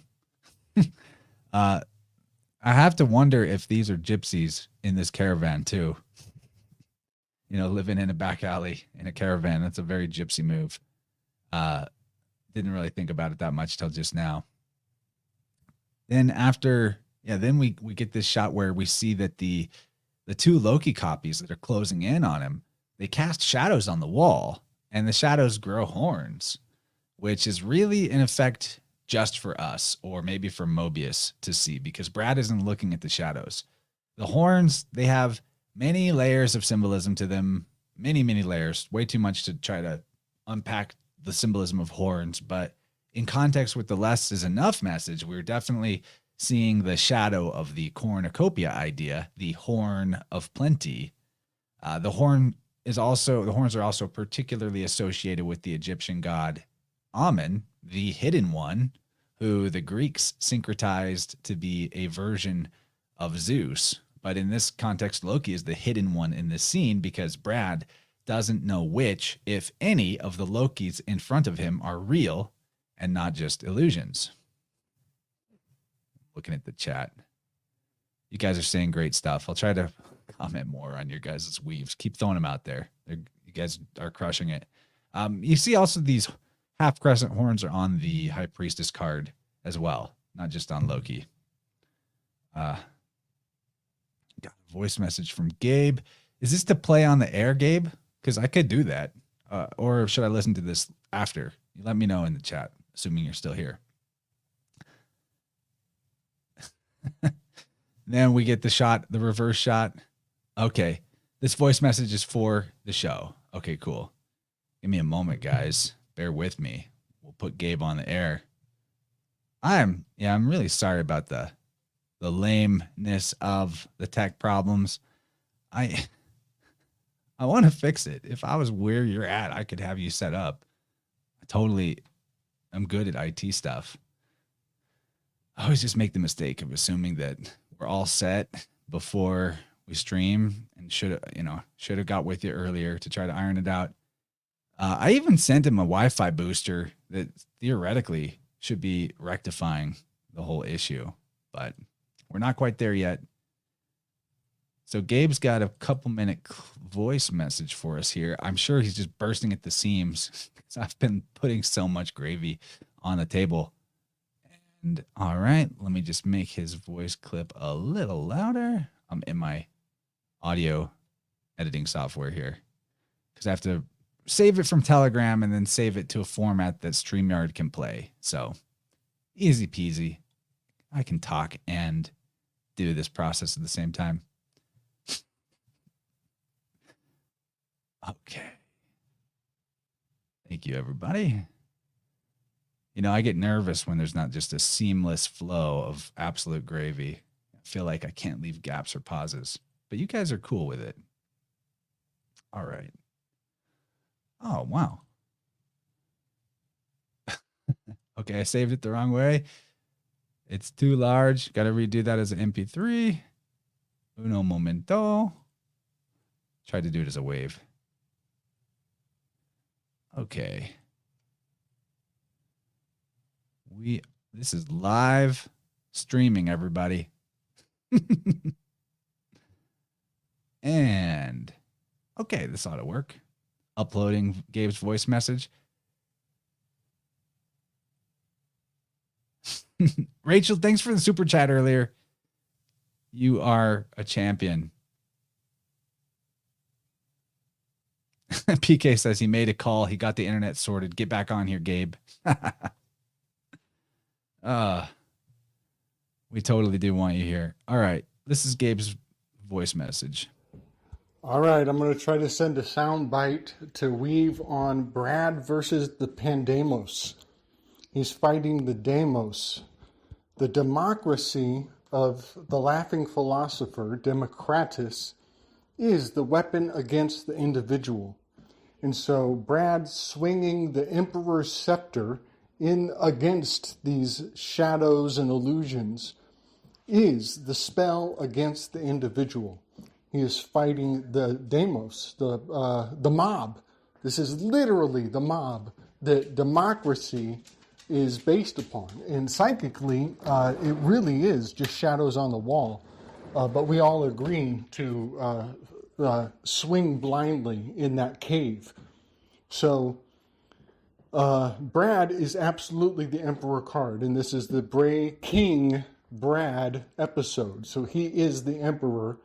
And one other thing, when he gets tortured, the face he makes repeatedly when he gets grabbed or snagged or restrained, it is the face that Da Vinci carved, famously, the face of lustful agony, which goes back to the bathing pool in La Reine-le-Château that has Asmodeus's baptismal pool. And so the face that Brad keeps making is a hail back to the Merovingian, the 12th Merovingian high priest was Da Vinci.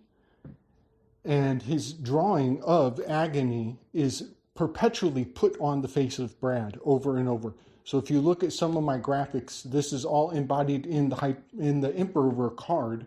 And I just want to remind everybody that this was also Han Solo when he got tortured by Boba Fett and Darth Vader. The torture of it all is so powerful. So yeah, there's a strong torture weave to this Emperor, and I think that the cicadas are going to be also part of what has been seeded and embedded into our psyche, so that the sounds of these invasive species will provoke people into, it's basically shaking the ant jar, and the ants didn't care about which ant was which until the jar got shook, and then they start eating each other instead of asking each other, who the fuck just shook this jar? All right. Good stuff, man. Yeah, this is a really good point, too, about the Brad versus the collective, the individual versus the collective. And that's the great weapon that is irony, the Mars association with the Emperor card. The weapon of irony is that the punk rocker movement, they think that they're the anti-establishment. They think they're the non-conformists, right? You're such a conformist. But all these guys are like conforming and acting as a collective. It's very ironic. And they see the guy who's done what he had to do to reach to the top to attain some sort of level of like rulership or power, and they want to just tear him down when he's already gone through hell in a handbasket and had to compromise himself a bunch of different ways just to get to the position where he's at to try to entertain their asses. So it's the collective versus the individual. That's a big one. Nice weave, Gabe. Nice weave. Going on to this shot was where we left off. So Loki's got him cornered. Again, the collective versus the individual. These Lokis are all copies of each other. I mean, couldn't be more of a metaphor for collectivism. Really awesome. The okay, where was I? My notes. Oh yeah. So season 1 of Loki was all about. Wow, punk originally meant prostitute, Micmac. Is that true? Is that true? Because there's Lupa, prostitute. Wow, that's good stuff, man. Okay. The season 1 of Loki, though, was about deconstructing Loki's identity as a lowercase g god. Season 2 is about his rebirth and journey to become the capital G god. So it is quite appropriate that he's shown here as 3 that are 1, a trinity. There's also a sofa in the background. The sofa is symbolic of his position as the sovereign, the sovereign of the TVA, you know, the king, or he sits and makes decrees from the sofa. The sofa in the background is symbolic of that, and also because he has the sophos, or wisdom, to lead the TVA. And then, Gabe, this is why one of the things I really wanted to get from you was like, why were you bringing up Zen and the art of motorcycle maintenance in a previous show? I can't remember where you found that in the Loki series, or if it was just sort of a free association you were making, but there is this spotlight that's on Brad is from a motorcycle that there's no one there. It's just on, and the spotlight is illuminating Brad. It's probably something to do with that whole Zen and the art of motorcycle maintenance thing that Mobius relates to, according to Gabe. I mean, Loki is having his in moment here. This whole caper was a total flow state of mischief for him. Absolutely. And then when we see Mobius in a moment, he's positioned like in front of the motorcycle. Then the shadows on the wall, they become very real. The vision illusion of it all, that's a 21 actually. Chet Zayin Vav. The Hebrew word that refers to the forming of visions, it can be used in context with prophecy, right? But it can also mean as illusions. So it can kind of go either way. And after to quote the book of Daniel, chapter 7, verse 7, I grabbed because it has this word in it, and it's, chapter 7, verse 7, 1977. This verse from Daniel, it says, "After I saw in the night visions, and beheld a fourth beast, dreadful and terrible, and strong exceedingly, and it had great iron teeth. It devoured and brake in pieces, breaking Brad, and stamped the residue with the feet of it. And it was diverse from all the beasts that were before it." And diverse in this context means different. "And it had 10 horns. Mobius comes in. "A little over the top, don't you think? All the shadow play." And Loki says, "I think it was spot on." So as Loki is now basically the chief of the TVA, and the TVA are the archons of reality, Loki is symbolically now the force who can cast the shadows on the wall, the Plato's cave metaphor. Calling it a shadow play is actually very appropriate to the TVA being a metaphor for the TV. The ancient priesthood, they gave the people their doctrines via the theater. One of the oldest ways of doing that was the shadow play, using puppets. The TV before TV. And according to scholars, the development of shadow theater actually uses techniques that directly evolve into cinematography. So there's other, like the Gnostic, the Matrix aspect of all this, the shadows on the wall, and the TV evolution of shadow puppetry. I find it so fascinating how many ways that thinking about the TVA as being TV itself bears tons of fruit.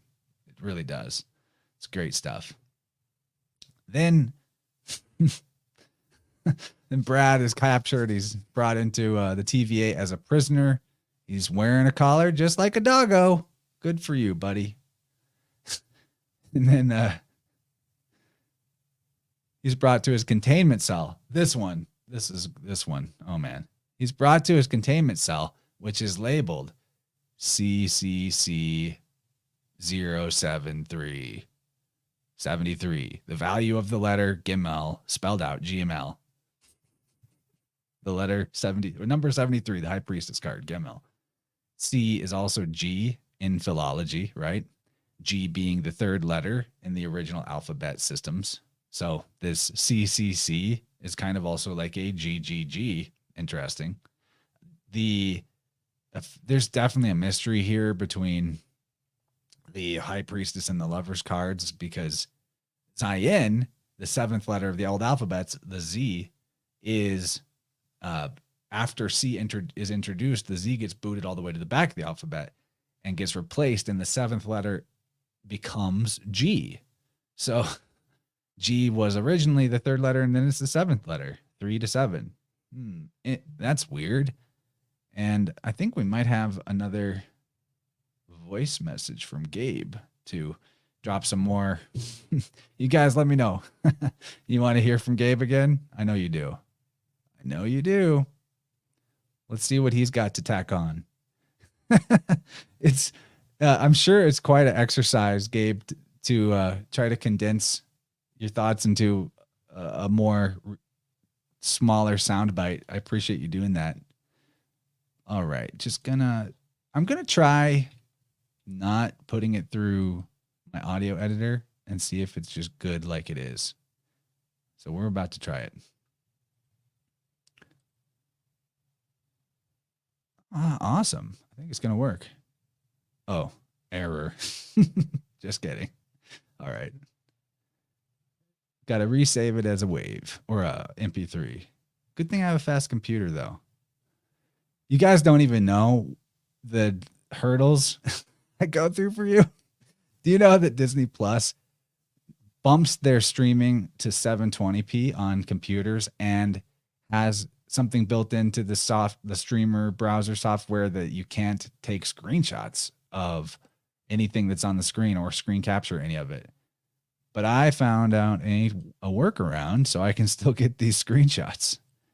And it was a pain in the ass a little bit to figure it out, but not so hard now that I know what to do. But that's the things I do for you so that we can have these fun shows. And now I'm uploading Gabe's next weave. All right. Dude, you asked the best question. Zen and the Art of Motorcycle Maintenance is a touchstone cultural hypochorismic swallowing of the pill. Okay, hypochorism is where a word loses its original meaning or gets the meaning reversed. Okay, so that's just so you guys know what he's talking about there. All right. Normalizing psychedelics. Boom, shakalaka. Normalizing psychedelics. And the psychedelics are going to become a prosthetic limb. You think that if they put the phone up your ass, you'll be satisfied? No.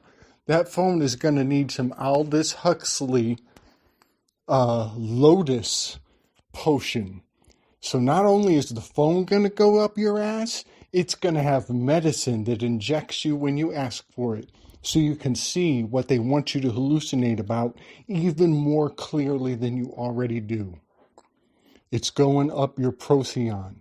The phone is going to go up your procyon, and it's going to have all the telesphorus medicine to make sure that you are seeing what you are told to see, and you signed on for it. The prosthetic limb of your wallet has become the prosthetic limb of your phone, and in culture, they are corresponding. The psychedelics of the bicycle and the segways and all these go in between prosthetic limbs that make you homo technologists. They're going to put that wherever they want to, and you will like it. In Star Wars, the scooter crew was the mods. They were the mod DNAs. And they have like eyeballs missing, and this is why Rocket is always taking prosthetic limbs. He is a Procyon. Procyon is a raccoon, but he has an obsession with stealing other people's prosthetic limbs. And this joke is going to go too far. It already has gone too far. and they want to put your phone and the drugs you need in your prison wallet. So you asked, buddy. I thought I would tell you. And then this graphic goes with what I'm saying. But in the Old Testament, there's some character he is asked to explain the Torah while standing on one foot, and it's supposed to be a form of torture. And his response is, "That which is hateful to you, do not do to your fellow." This is the whole Torah. The best is the explanation. Now go and learn. What's fascinating is this is the Overton window, and this is the Kantian imperative. And if they can make it so that your fellow man doesn't think that it's a bad thing to stick this Procyon telephone drug injection up their ass, then they're going to vote for the rest of the Pandemos to put it up your ass as well. So more butt stuff. I see. Okay. No wonder he is, coming out by the old Roman bathhouses. I get it. Man. I love that you use hypochorism. Such a good word. It's good to have that in your back pocket. There's a trend. I learned this from one of Dylan's books, one of the Spirit World books, that hypochorisms are more occurring more often in a culture that's been civil warred. And there's evidence of that in the American language as well. But back to this shot where we have the room behind them, CCC 073. That's his containment cell. It's the value of GML spelled out, GML. And this is where they want to go into this room and extract Brad's secrets. The High Priestess card representing secrets. It's important to point out that I did not know this room had a 73 above it when I decided to take a look at this episode through the lens of the High Priestess and the Gimel. I got an inference like that and I ran with it. And then I find the evidence as I go. And this is a huge confirmation. Man, that's a huge confirmation. 73, just right there in the spot where the secrets are being extracted. Couldn't be more pertinent. Then also, Gimel being a word, it has to do with rewards and punishments. He's being confined as a punishment for not giving up his secrets, right? The High Priestess, the secret High Priestess, is also General Dogs, to whom Brad has a weird loversy relationship that we saw briefly in the previous episode. Now, in terms of what's going on screen, Brad is already running his mouth. He's always running. And he says to Loki, after Loki says that those collars, they're always tighter than you think they're going to be, aren't they? Because Loki has worn a collar in season 1. And Brad says, we'll get you a looser collar next time, which is kind of a reference to the fact that he's calling Loki a loser often. And he, in this scene right here, he refuses to tell them what the secret of his modified TemPad is. He's like it's like jailbreaking the iPhone, right? He's done something to modify it and they don't understand what he's done, which I find fascinating. It might be an allusion to how the people using this like surveillance technology or peddling it to the world, right? Funding it and getting it out there. Nobody knows how this thing works, the cell phone. No one's ever explained to me how this thing works. I've never even seen an option for me to go learn about it. Like, what? These things are magic. So the guys that are in charge of the TVA, they have no idea how the technology works that they're using to do their control and surveillance. That I find interesting. There are a couple of characters in the TVA that know how it works, and we're going to see that. But actually, Loki and Mobius now go to see Ouroboros, and they ask Ouroboros, Obi, about the modified TemPad that Brad had. And they go there and they look around and they're puzzled because he seems to be missing.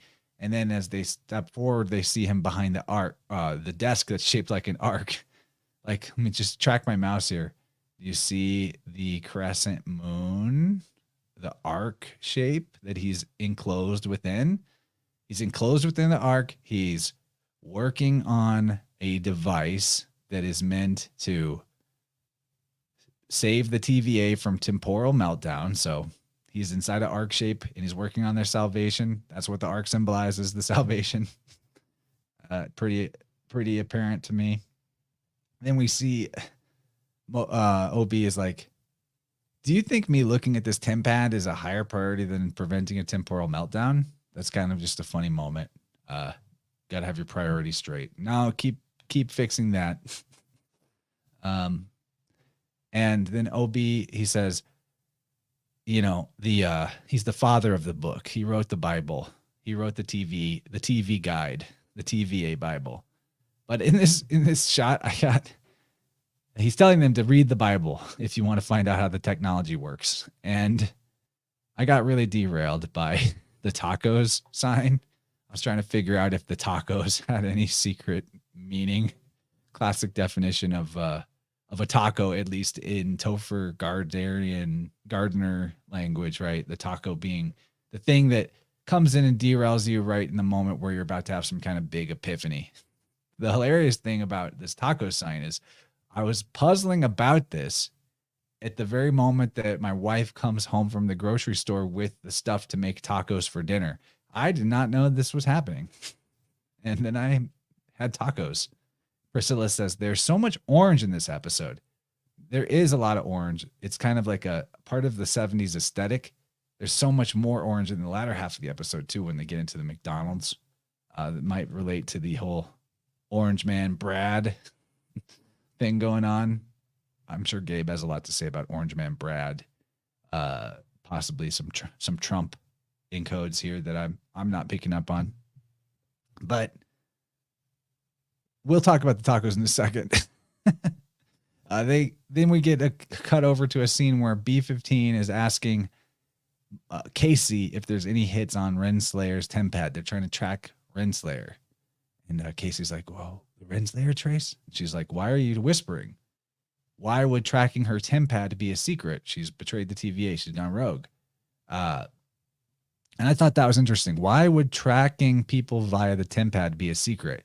It's like a reference to the fact that the surveillance being done on the whole populace via their cell phones, it's technically a secret, but it's this open secret. Everybody knows it's happening, right? Everyone knows cell phone is happening. Lots of people are employed to manually trace the things that other people are doing on their phones, but we all pretend like it's a secret.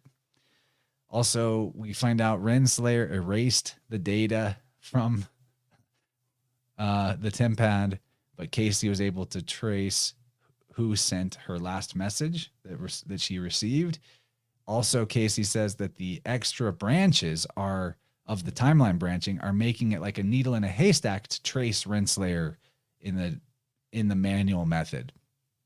And I kind of took that as fitting the possibility that the branching timelines of the sacred timeline could be a metaphor to the world of cryptocurrency, where there's all these branching currencies that people can theoretically hide their online activities and being traced in the branches, at least for a while. I don't really think that it's 100%.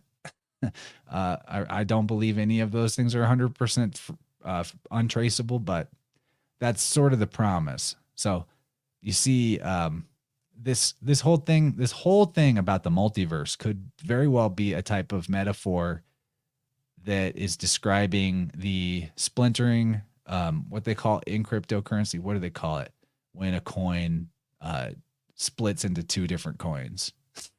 There's all this branching thing that goes on with the cryptocurrencies. And before it was all just like the petrodollar, right? So that was the sacred timeline. Now we have the branching. Oh yeah. And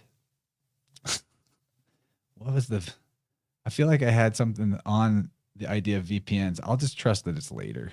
I see Kabir said something about VPNs. But let's move forward. Okay. Then we see Loki and Mobius are trying to figure out how to break into this modified TemPad that Hunter X5 had. They're referencing section 42 of the TVA handbook. So, okay, why 42? this is more of a Latin situation this time in the gematria than a Hebrew, but they are reading a book, and Latin word for book, liber, is 42. Also, the Latin word for the moon, luna, is 42. We know that there's the moon and the ark, or the bark, meaning ship, and the moon card has the dogs barking at the moon. Luna, the moon, is associated with silver. And this is where I realized, like, maybe this is why the taco sign is there, that the origin story of tacos is that, or at least the myth of it is that silver miners in Mexico created tacos. Or like that's where the word comes from, or the concept as we eat tacos today. So silver miners. So there's your silver in their moon. Also, canis, the Latin word for dog, is 42. Dogs bark at the moon on the moon card in the Major Arcana. So I think that this taco and the silver and moon stuff and 42, probably just more High Priestess connection. There are also a lot of words that equal 42 in Hebrew, going from Latin to Hebrew, that are related to chaos and calamity and confusion, the need for haste, possibility of failure, destruction, etc., that type of thing. And that's what they're having right now. They're having trouble focusing. The whole process is too chaotic. And Loki is like, this will help you focus. How about you think about how the whole place is going to be destroyed if we don't work out all of this. 42 laws of Ma'at, PK says. That's good. That's good. Okay. There's also KC and B15 showing up. They come in, they let the guys, Mobius and Loki, know that Renslayer, that pesky Renslayer, she's being helped by the artificial intelligence Miss Minutes. Miss Minutes, the AI, has the entire repository of the TVA's knowledge. And she's very much like a high priestess in this metaphor. She's got the knowledge. She's got the secrets. She's the female pope. She's partnered with the Hierophant pope-like guy, the Kang character, the He Who Remains. The database that Miss Minutes has is like the Ark of the Covenant. It's the covenant being the pact was forged by Renslayer and Kang that Loki hears about in the previous episode when he's stuck in the TVA's past. Like the same as the metaphor that the Ark of the Covenant contained tablets, Noah's Ark contains all animal life. And either way, either version, it's about preserving information and sending it into the future, which is all a big metaphor for the secret of language, the secret of letters, because that's what written language is. It's about preserving knowledge and sending it into the future. And Loki reveals that conversation you heard in the past from He Who Remains and Renslayer, them being partners. And then Casey offers to analyze the TemPad that Brad had for Loki and Mobius because they're hopeless at trying to reverse engineer it. He affirms that it definitely doesn't block any trackers. So he's like, that's for sure. It definitely doesn't block any trackers. I think this is a wink and a nod to the futility of VPNs, virtual private networks, that people use to theoretically block their being tracked while they're doing online activities. It might even be that the VPNs just raise a flag at what you're doing rather than conceal it. You know, oddly, while I was typing that out into my notes about the VPNs, my antivirus that also has a VPN program, it popped up on my screen and then it crashed, which I've never seen it do before. It's kind of a trippy synchronicity. We got another bomb from Gabe. Let's get him in here. Ooh, it's a big one. All right. This will take me just a moment to put it into MP3 form. How you guys doing out there? It's a lot going on. It's a lot.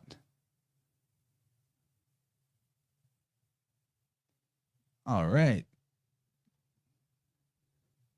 We got a solid 6.5 minute monologue from good old Gabe. That's great. That'll give me a minute to catch my breath and drink some tea. Just gotta save this beautiful baby.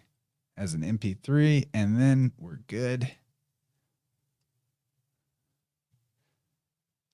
It's a couple steps here. Thanks for your patience, everyone.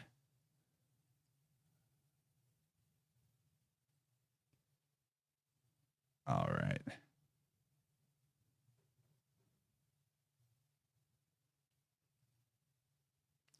Wolves are excellent at tracking. That's a good one, Micmac. That is a good one. Is there a wolf statue on the desk? Whoa, you're right. Oh, I missed that. Wow, Micmac, you're just crushing it. Check it out. Let me zoom in. There's a wolf on the desk, yo. Wow.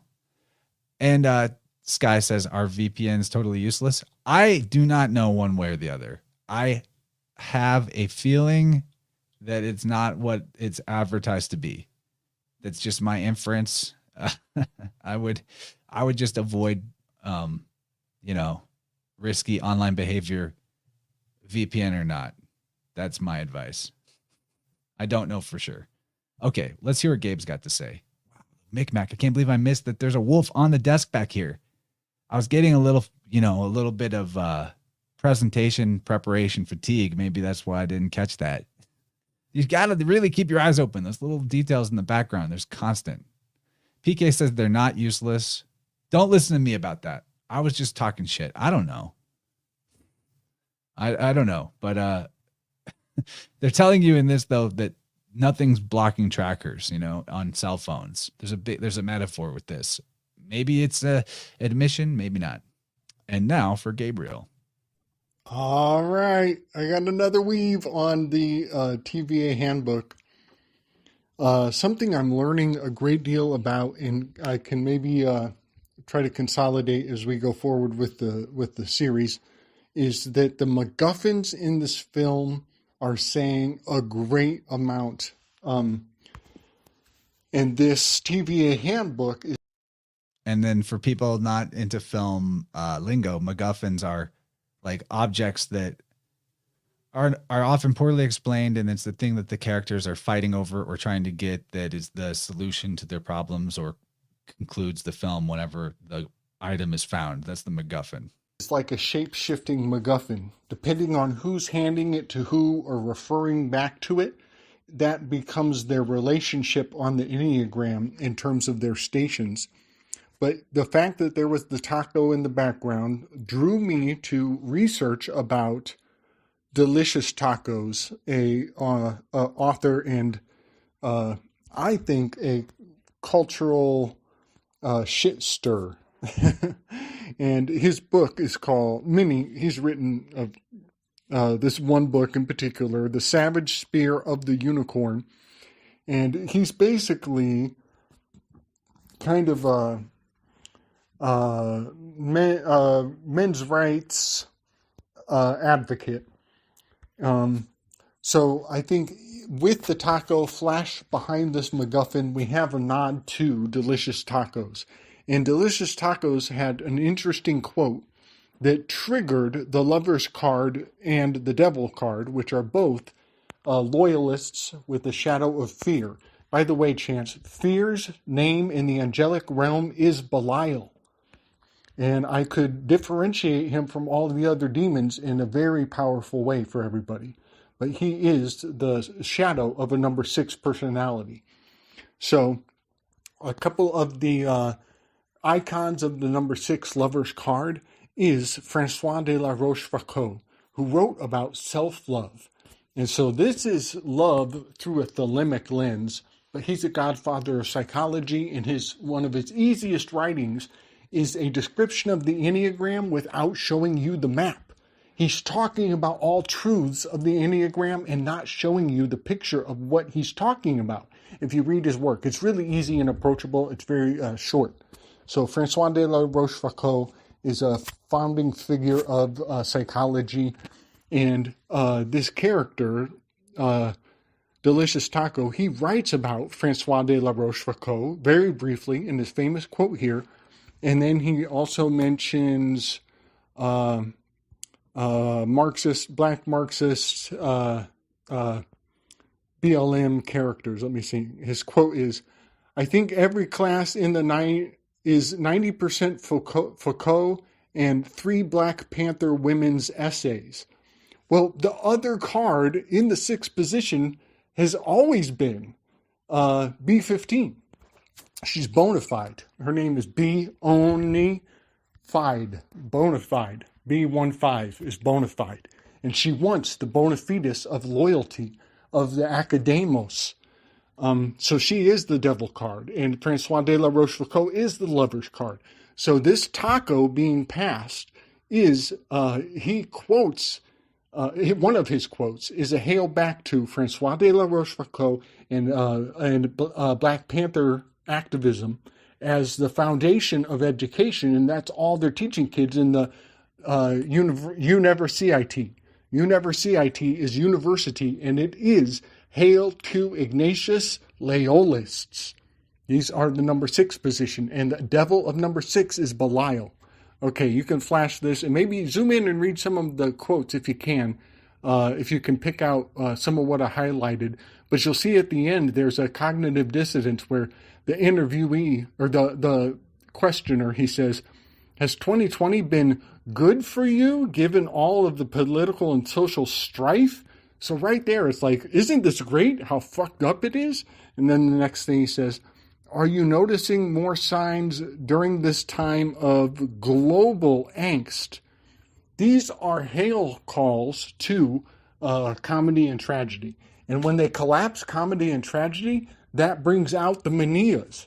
When we don't give a fuck about whether it's funny or tragic is when the war can really kick off. And that is what Socrates is talking about at the end of the symposium. He's convincing the comedian and the tragedian to suss out the difference between the two. And it's not a conflagration. It is not saying that they are the same. There's a great mystery here. And I'll give you guys the Cliff Notes version, but there's more for each of you if you all care to go and suss this out. Tragedy is a broader category of knowledge that includes under its umbrella the aspects of comedy. However, comedy does not have understanding or mastery over what tragedy is. So when we say theater, it's a broad umbrella, but the specifics are that tragedians, they have transcended comedy, and they have a higher order of appreciation of the human experience.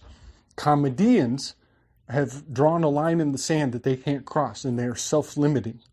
And that is what Socrates is trying to tell them at the end of the symposium. When everybody else is falling asleep, Socrates is driving the comedian and the tragedian. They use the word driving. They become the 2 horses of the chariot. And the one horse that falls asleep first is the one with the smaller capacity, and that is Aristophanes. He passes out first because he's a comedian. It's the tragedian that has the more enriched worldview, that they can withstand the glimmer, the glamour, the grammar of getting hammered on what Socrates has to teach. And that is why Agathon is the last one to fall asleep. And this is building the ladder to the good. All right. Bless. Really good point. I mean, we're talking about this 1977 seeding the ideas of the sacred timeline, comedy and tragedy. I just laughed. Kabir, relax, Chance. Sir strokes a lot. Was I stroking my beard a lot? It's so soft after I trimmed it today. But Gabe, you're talking about the high powered effect of the Greek tragedies. There is a lot to that. The word tragedias, or whatever in Greek, tragodia, it means basically goat song. It's the same idea as a got spell, goat song. That's a real thing. And let me see who said, where is this in my notes? These are in separate notes, but somewhere, I can't remember who it was. It might have been like Alexander the Great or somebody.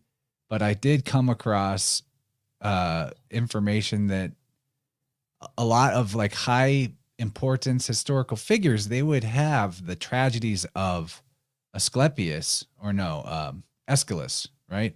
That guy, one of the Greek tragedians. They would put the tragedies under their pillow when they went to sleep at night, which is exactly something that a lot of people still do with other holy scriptures. My point being, the Greek tragedies are, at a certain point in time, they are treated like there's a reverence to them as if they were holy scriptures, because they are. They are a transcription of the star scripture, right? It's astrotheology, so it is like no different than a religious scripture of one of the religions we use today. So I'm glad you're talking about the tragedies, and I see a quick little follow up from Gabe. We're going to put that on. All right, I got one more quick message on Casey here. We dropped this in previous episodes, but I just want to remind that he signifies the Hippocratic Oath of the Aeon card. And many times you will notice that the characters are, like in this one, B15 says, "Why are we whispering?" Later in his history, he literally is shushing people. And then I believe the end of one of the episodes, there's a dark silence that just pervades through this room right here, this control panel modulation center of the TVA. And that silence is deafening, but that is the symbolic of the Hippocratic Oath. And this Aeon card is Audriga the Charioteer. It is the volcano, the bloodline of Hephaestus, the volcano, relating to Erichthonius and innovations in being mobile. So yes, the Hippocratic Oath and the shush of the lips. I'm just going to throw that on the table, and also the pleat of his pen that is bleeding through his pocket. That is the telltale indicator that he is absolutely this Aeon card, going back to our weaves in previous episodes. So I just wanted to put KC on the map for his fingers to the lips. And I also want to, in modern context, what's fascinating is nobody is taking any oaths anymore. We can't get the judges to prove that they have taken the oath. We're not privy to whether the mayors are taking their oaths. Are the cops even taking their oaths? When you look into the Hippocratic Oath and what happened to it, it was Rockefellered out in the 60s. And even if you go before they Rockefellered out the oath, it still isn't the kind of oath I would have approved of. So the fact that the oaths have been thrown to the wind a long time ago, that means they're not professors anymore. They're not professional anymore, because to profess is to make an oath. And all the oaths have been broken. And what we call the social contract and the civilization is long gone. All right. Well said. Yes. I never thought about that. Professors and oaths, but that's totally true. You go read what they put in for oaths for, doctors in training now. It's definitely not the same thing as what you would hope for. We're almost there. I'm almost done with what I had prepared for tonight. So get a nice, timely, less epically too long of a stream. So that's cool. I wanted to point out, though, this actor who plays Casey that Gabe was just talking about in the shushing, his name is Eugene Cordero. And the Latin word cordo, it means the hinge of a door. So it's where the idea of cardinal, cordo, comes from in Latin. So that the priests and priestesses, they're the hinge in the sense of whether or not they open the door to the mystery for you or to the truth for you. That everything hinges on them, cordo. It's also related to the same word as cardio. Like the heart is the hinge that your whole body is swinging on 100%. So his name Cordero is like Cordo, and Cordo, why I even thought of that, is a 37 in Latin gematria. So there's potentially a connection to the High Priestess there too. But then after they talk to him, they decide, let's take a run at Brad Wolf, as in they're going to interrogate him. And Mobius says, let's take a big run at him. So they're really making sure we notice that by echoing the word run, that we get this connection between running and wolf. I can't even believe that. I can't even believe there was a wolf on the desk and I missed that. The uninterrupted stream of slick consciousness is huge. Yeah, it is. Amen. So they're going to go take a run at Wolf and interrogate him. And first, before they go in the room, we get this really interesting shot, like they're peeping through the door peephole, right? First, you have the very obvious similarity to like an eye and a pupil that's going on here. It reminds me of what we talked about last episode, the allegedly the first photo of a black hole, which is so goofy to me. It's a blurry orange circle. Okay, that's a black hole, right? That's proof they exist. Thank you. The 27 is hard to make out. It's really hard to make out, but you would see it if you were watching the whole episode. I'll zoom in. So like the 2 is very faint on the wall, and then there's a 7. And remember, other than the 73 above the door, there is CCC. CCC is 333. 3 times 3 times 3, or 3 cubed is 27. 20 and 27 is the third cube number. The first being 1 and 8 being the second. The cube is the shape given for the ark and the earth and the new city of heaven in the book of Revelations. It's all the Pegasus square, in my opinion, where the symbolism comes from in the sky, and it's probably at least partially where this whole idea of the cube alla of it all comes from, other than, of course, like the mathematical fun stuff that the cube has got going with it. It's a Rukin figure. Good one, Gabe. Peephole into Rukin figure. So also, though, there's a 27 here. So let's think about words that equal 27. There's what I think is the most interesting one is kaf bet hey, which you would pronounce, basically you could call it cube. I mean, it's the same word. It equals 27. And it means to shout down, which is basically what's going to happen in this scene. They're going to have their shouting match, or it's going to devolve into a shouting match, this interrogation. Or if you move the K and the B, you get BKE, bet, cough, hey. And that means crying, like teardrops. And that's kind of interesting because that fits the eye symbolism in this shot. People are going to be almost in tears from this bad conversation. The way he is sitting, maybe we are doggers. Yeah, gross. It's gross that you're saying that, but it does kind of, look like he might be up to something. The other word, though, that's a 27 is pronounced, I don't know how you pronounce it, but it's chet yad dalet hey, which you could literally transliterate into HIDE, like hide. That's a 27 word. It means enigma, oracle, or puzzle. So this seems to refer to riddles in speech, the mystery of words and letters, the enigmas and puzzles and oracles and all that. And that's what Loki and Mobius are about to try to crack by entering into speech with Brad. They're trying to crack some enigma. And it's about stopping the end of the world. So there is for sure an arc thing. Like the end of the world and the arc obviously go hand in hand. And then Loki gives the warning, or Loki gets the warning from Mobius that Brad is an asshole. Don't let him get under your skin. So let's go back to this shot. And then Brad's an asshole. I don't know. Seems like it's there. Then as they enter the room, you see this reflection shot.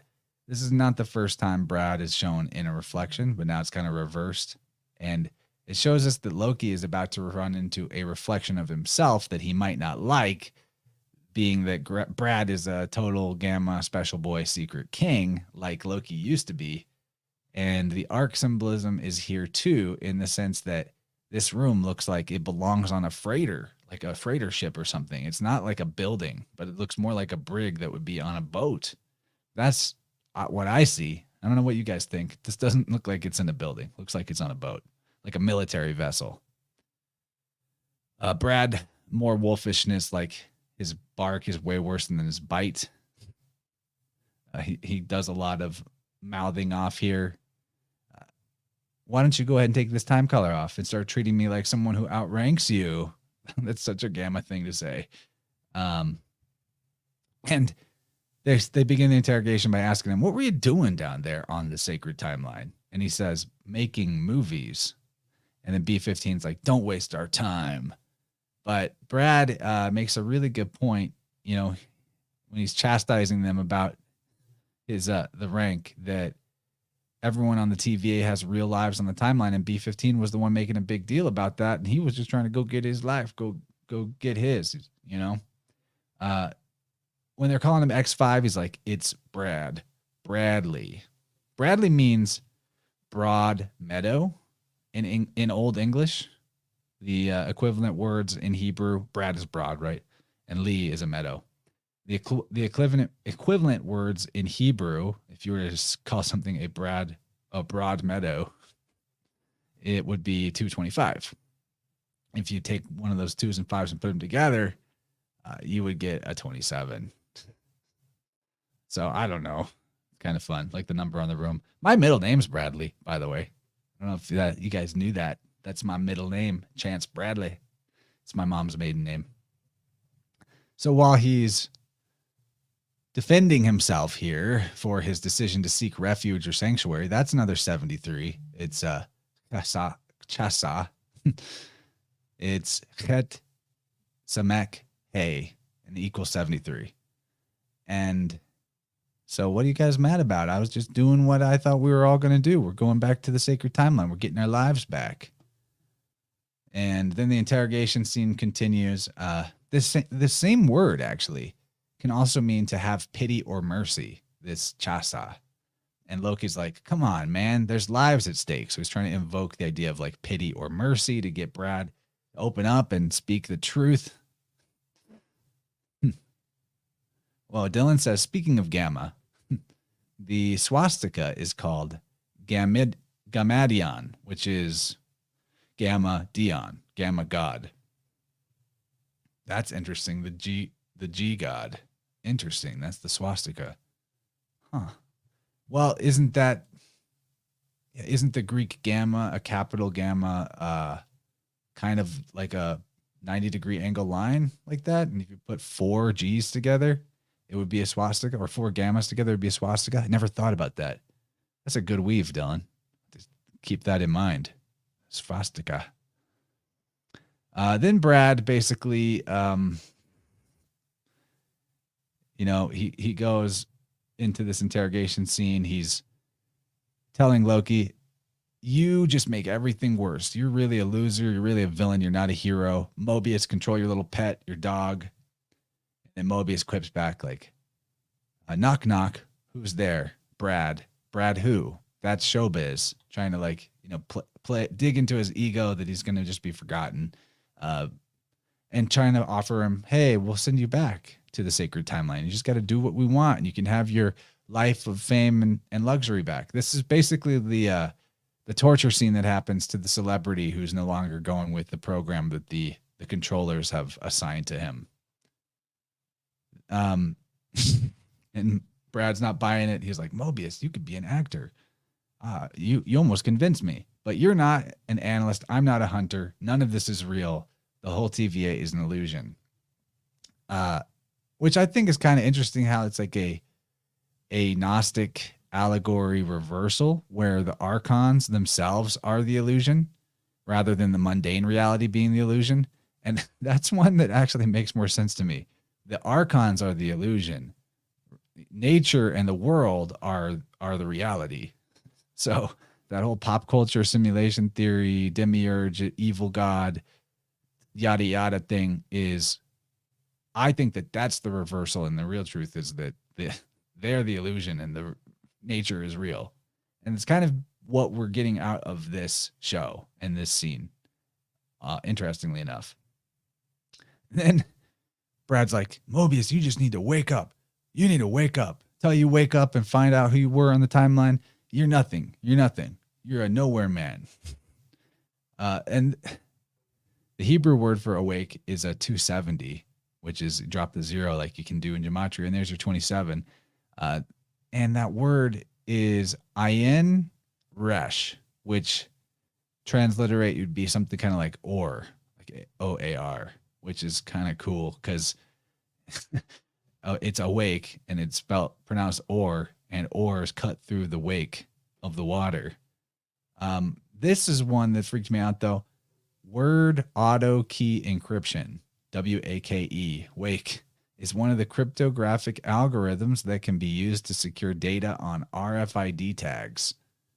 So back to our, this, I brought this in just because of the whole track and trace and surveillance element of all this. So Brad is taunting Mobius, calling him a nowhere man.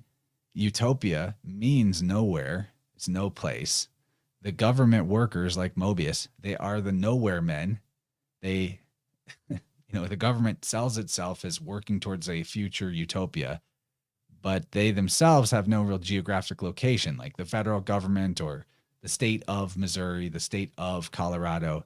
They have offices in DC, but people have this mistaken idea that the geographical region of the state and the government entity, the state of such and such, are the same thing, and they're really not.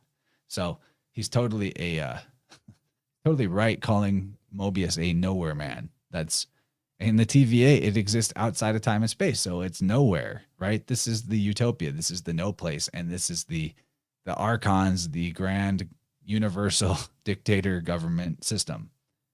So we got one more voice message from Gabe. I'm gonna hit that up, and then we're gonna wrap because we've pretty much got there. Wait, I got the voice message from Gabe on my phone, it looks like, but I don't see it on the computer. Did you delete it, man? Because we did that 6-minute one. Okay, maybe I don't know. My internet's being a little weird. We're all having it tonight. So let me know in the chat, Gabe, if you've got one more to shoot at us. Okay, it says he did. Okay, there we go. Why isn't it coming through on the computer? Bear with me, folks. Gonna reboot Telegram. We'll get Gabe's final thoughts, and then we'll call it a night. But yeah, you see how it's just like trying to analyze this gets so dense. It's practically more efficient for me to do it by myself, but it's a lot less fun. I'd rather take the 4-hour stream and get all the Gabe weaves that we can. I know you guys feel the same way. You're not even on my channel for me, are you? You just like that guy. He's taller than me. How dare you? Yeah. Are we still live? Because my Telegram is acting like my internet's off. But StreamYard's operating. I don't know, guys. This is what my Telegram looks like right now. So I don't know if I'm going to be able to play Gabe's next voice message. So here's an opportunity for all of you to join the InnerVerse Telegram if you're not already on there. I'll forward the stuff in there. We're going to pick this up next time we have a chance, and we're going to also drill into Gabe's problems and figure out why we're having them and stop them before we try to do another stream, period. We're going to fix it. We're going to IT it. But I apologize. I cannot play the next voice messages from Gabe because this is my Telegram right now, and I have no idea. So we'll just have to wrap. Sorry for the letdown, but it's been a great show otherwise. Hope you enjoyed it. Put a lot of work into it. Rachel's the only person paying me for my work. Thank you, Rachel. We love you. Thank you for the support. We'll catch you guys on the next one. Thanks for being here. 99. Love you.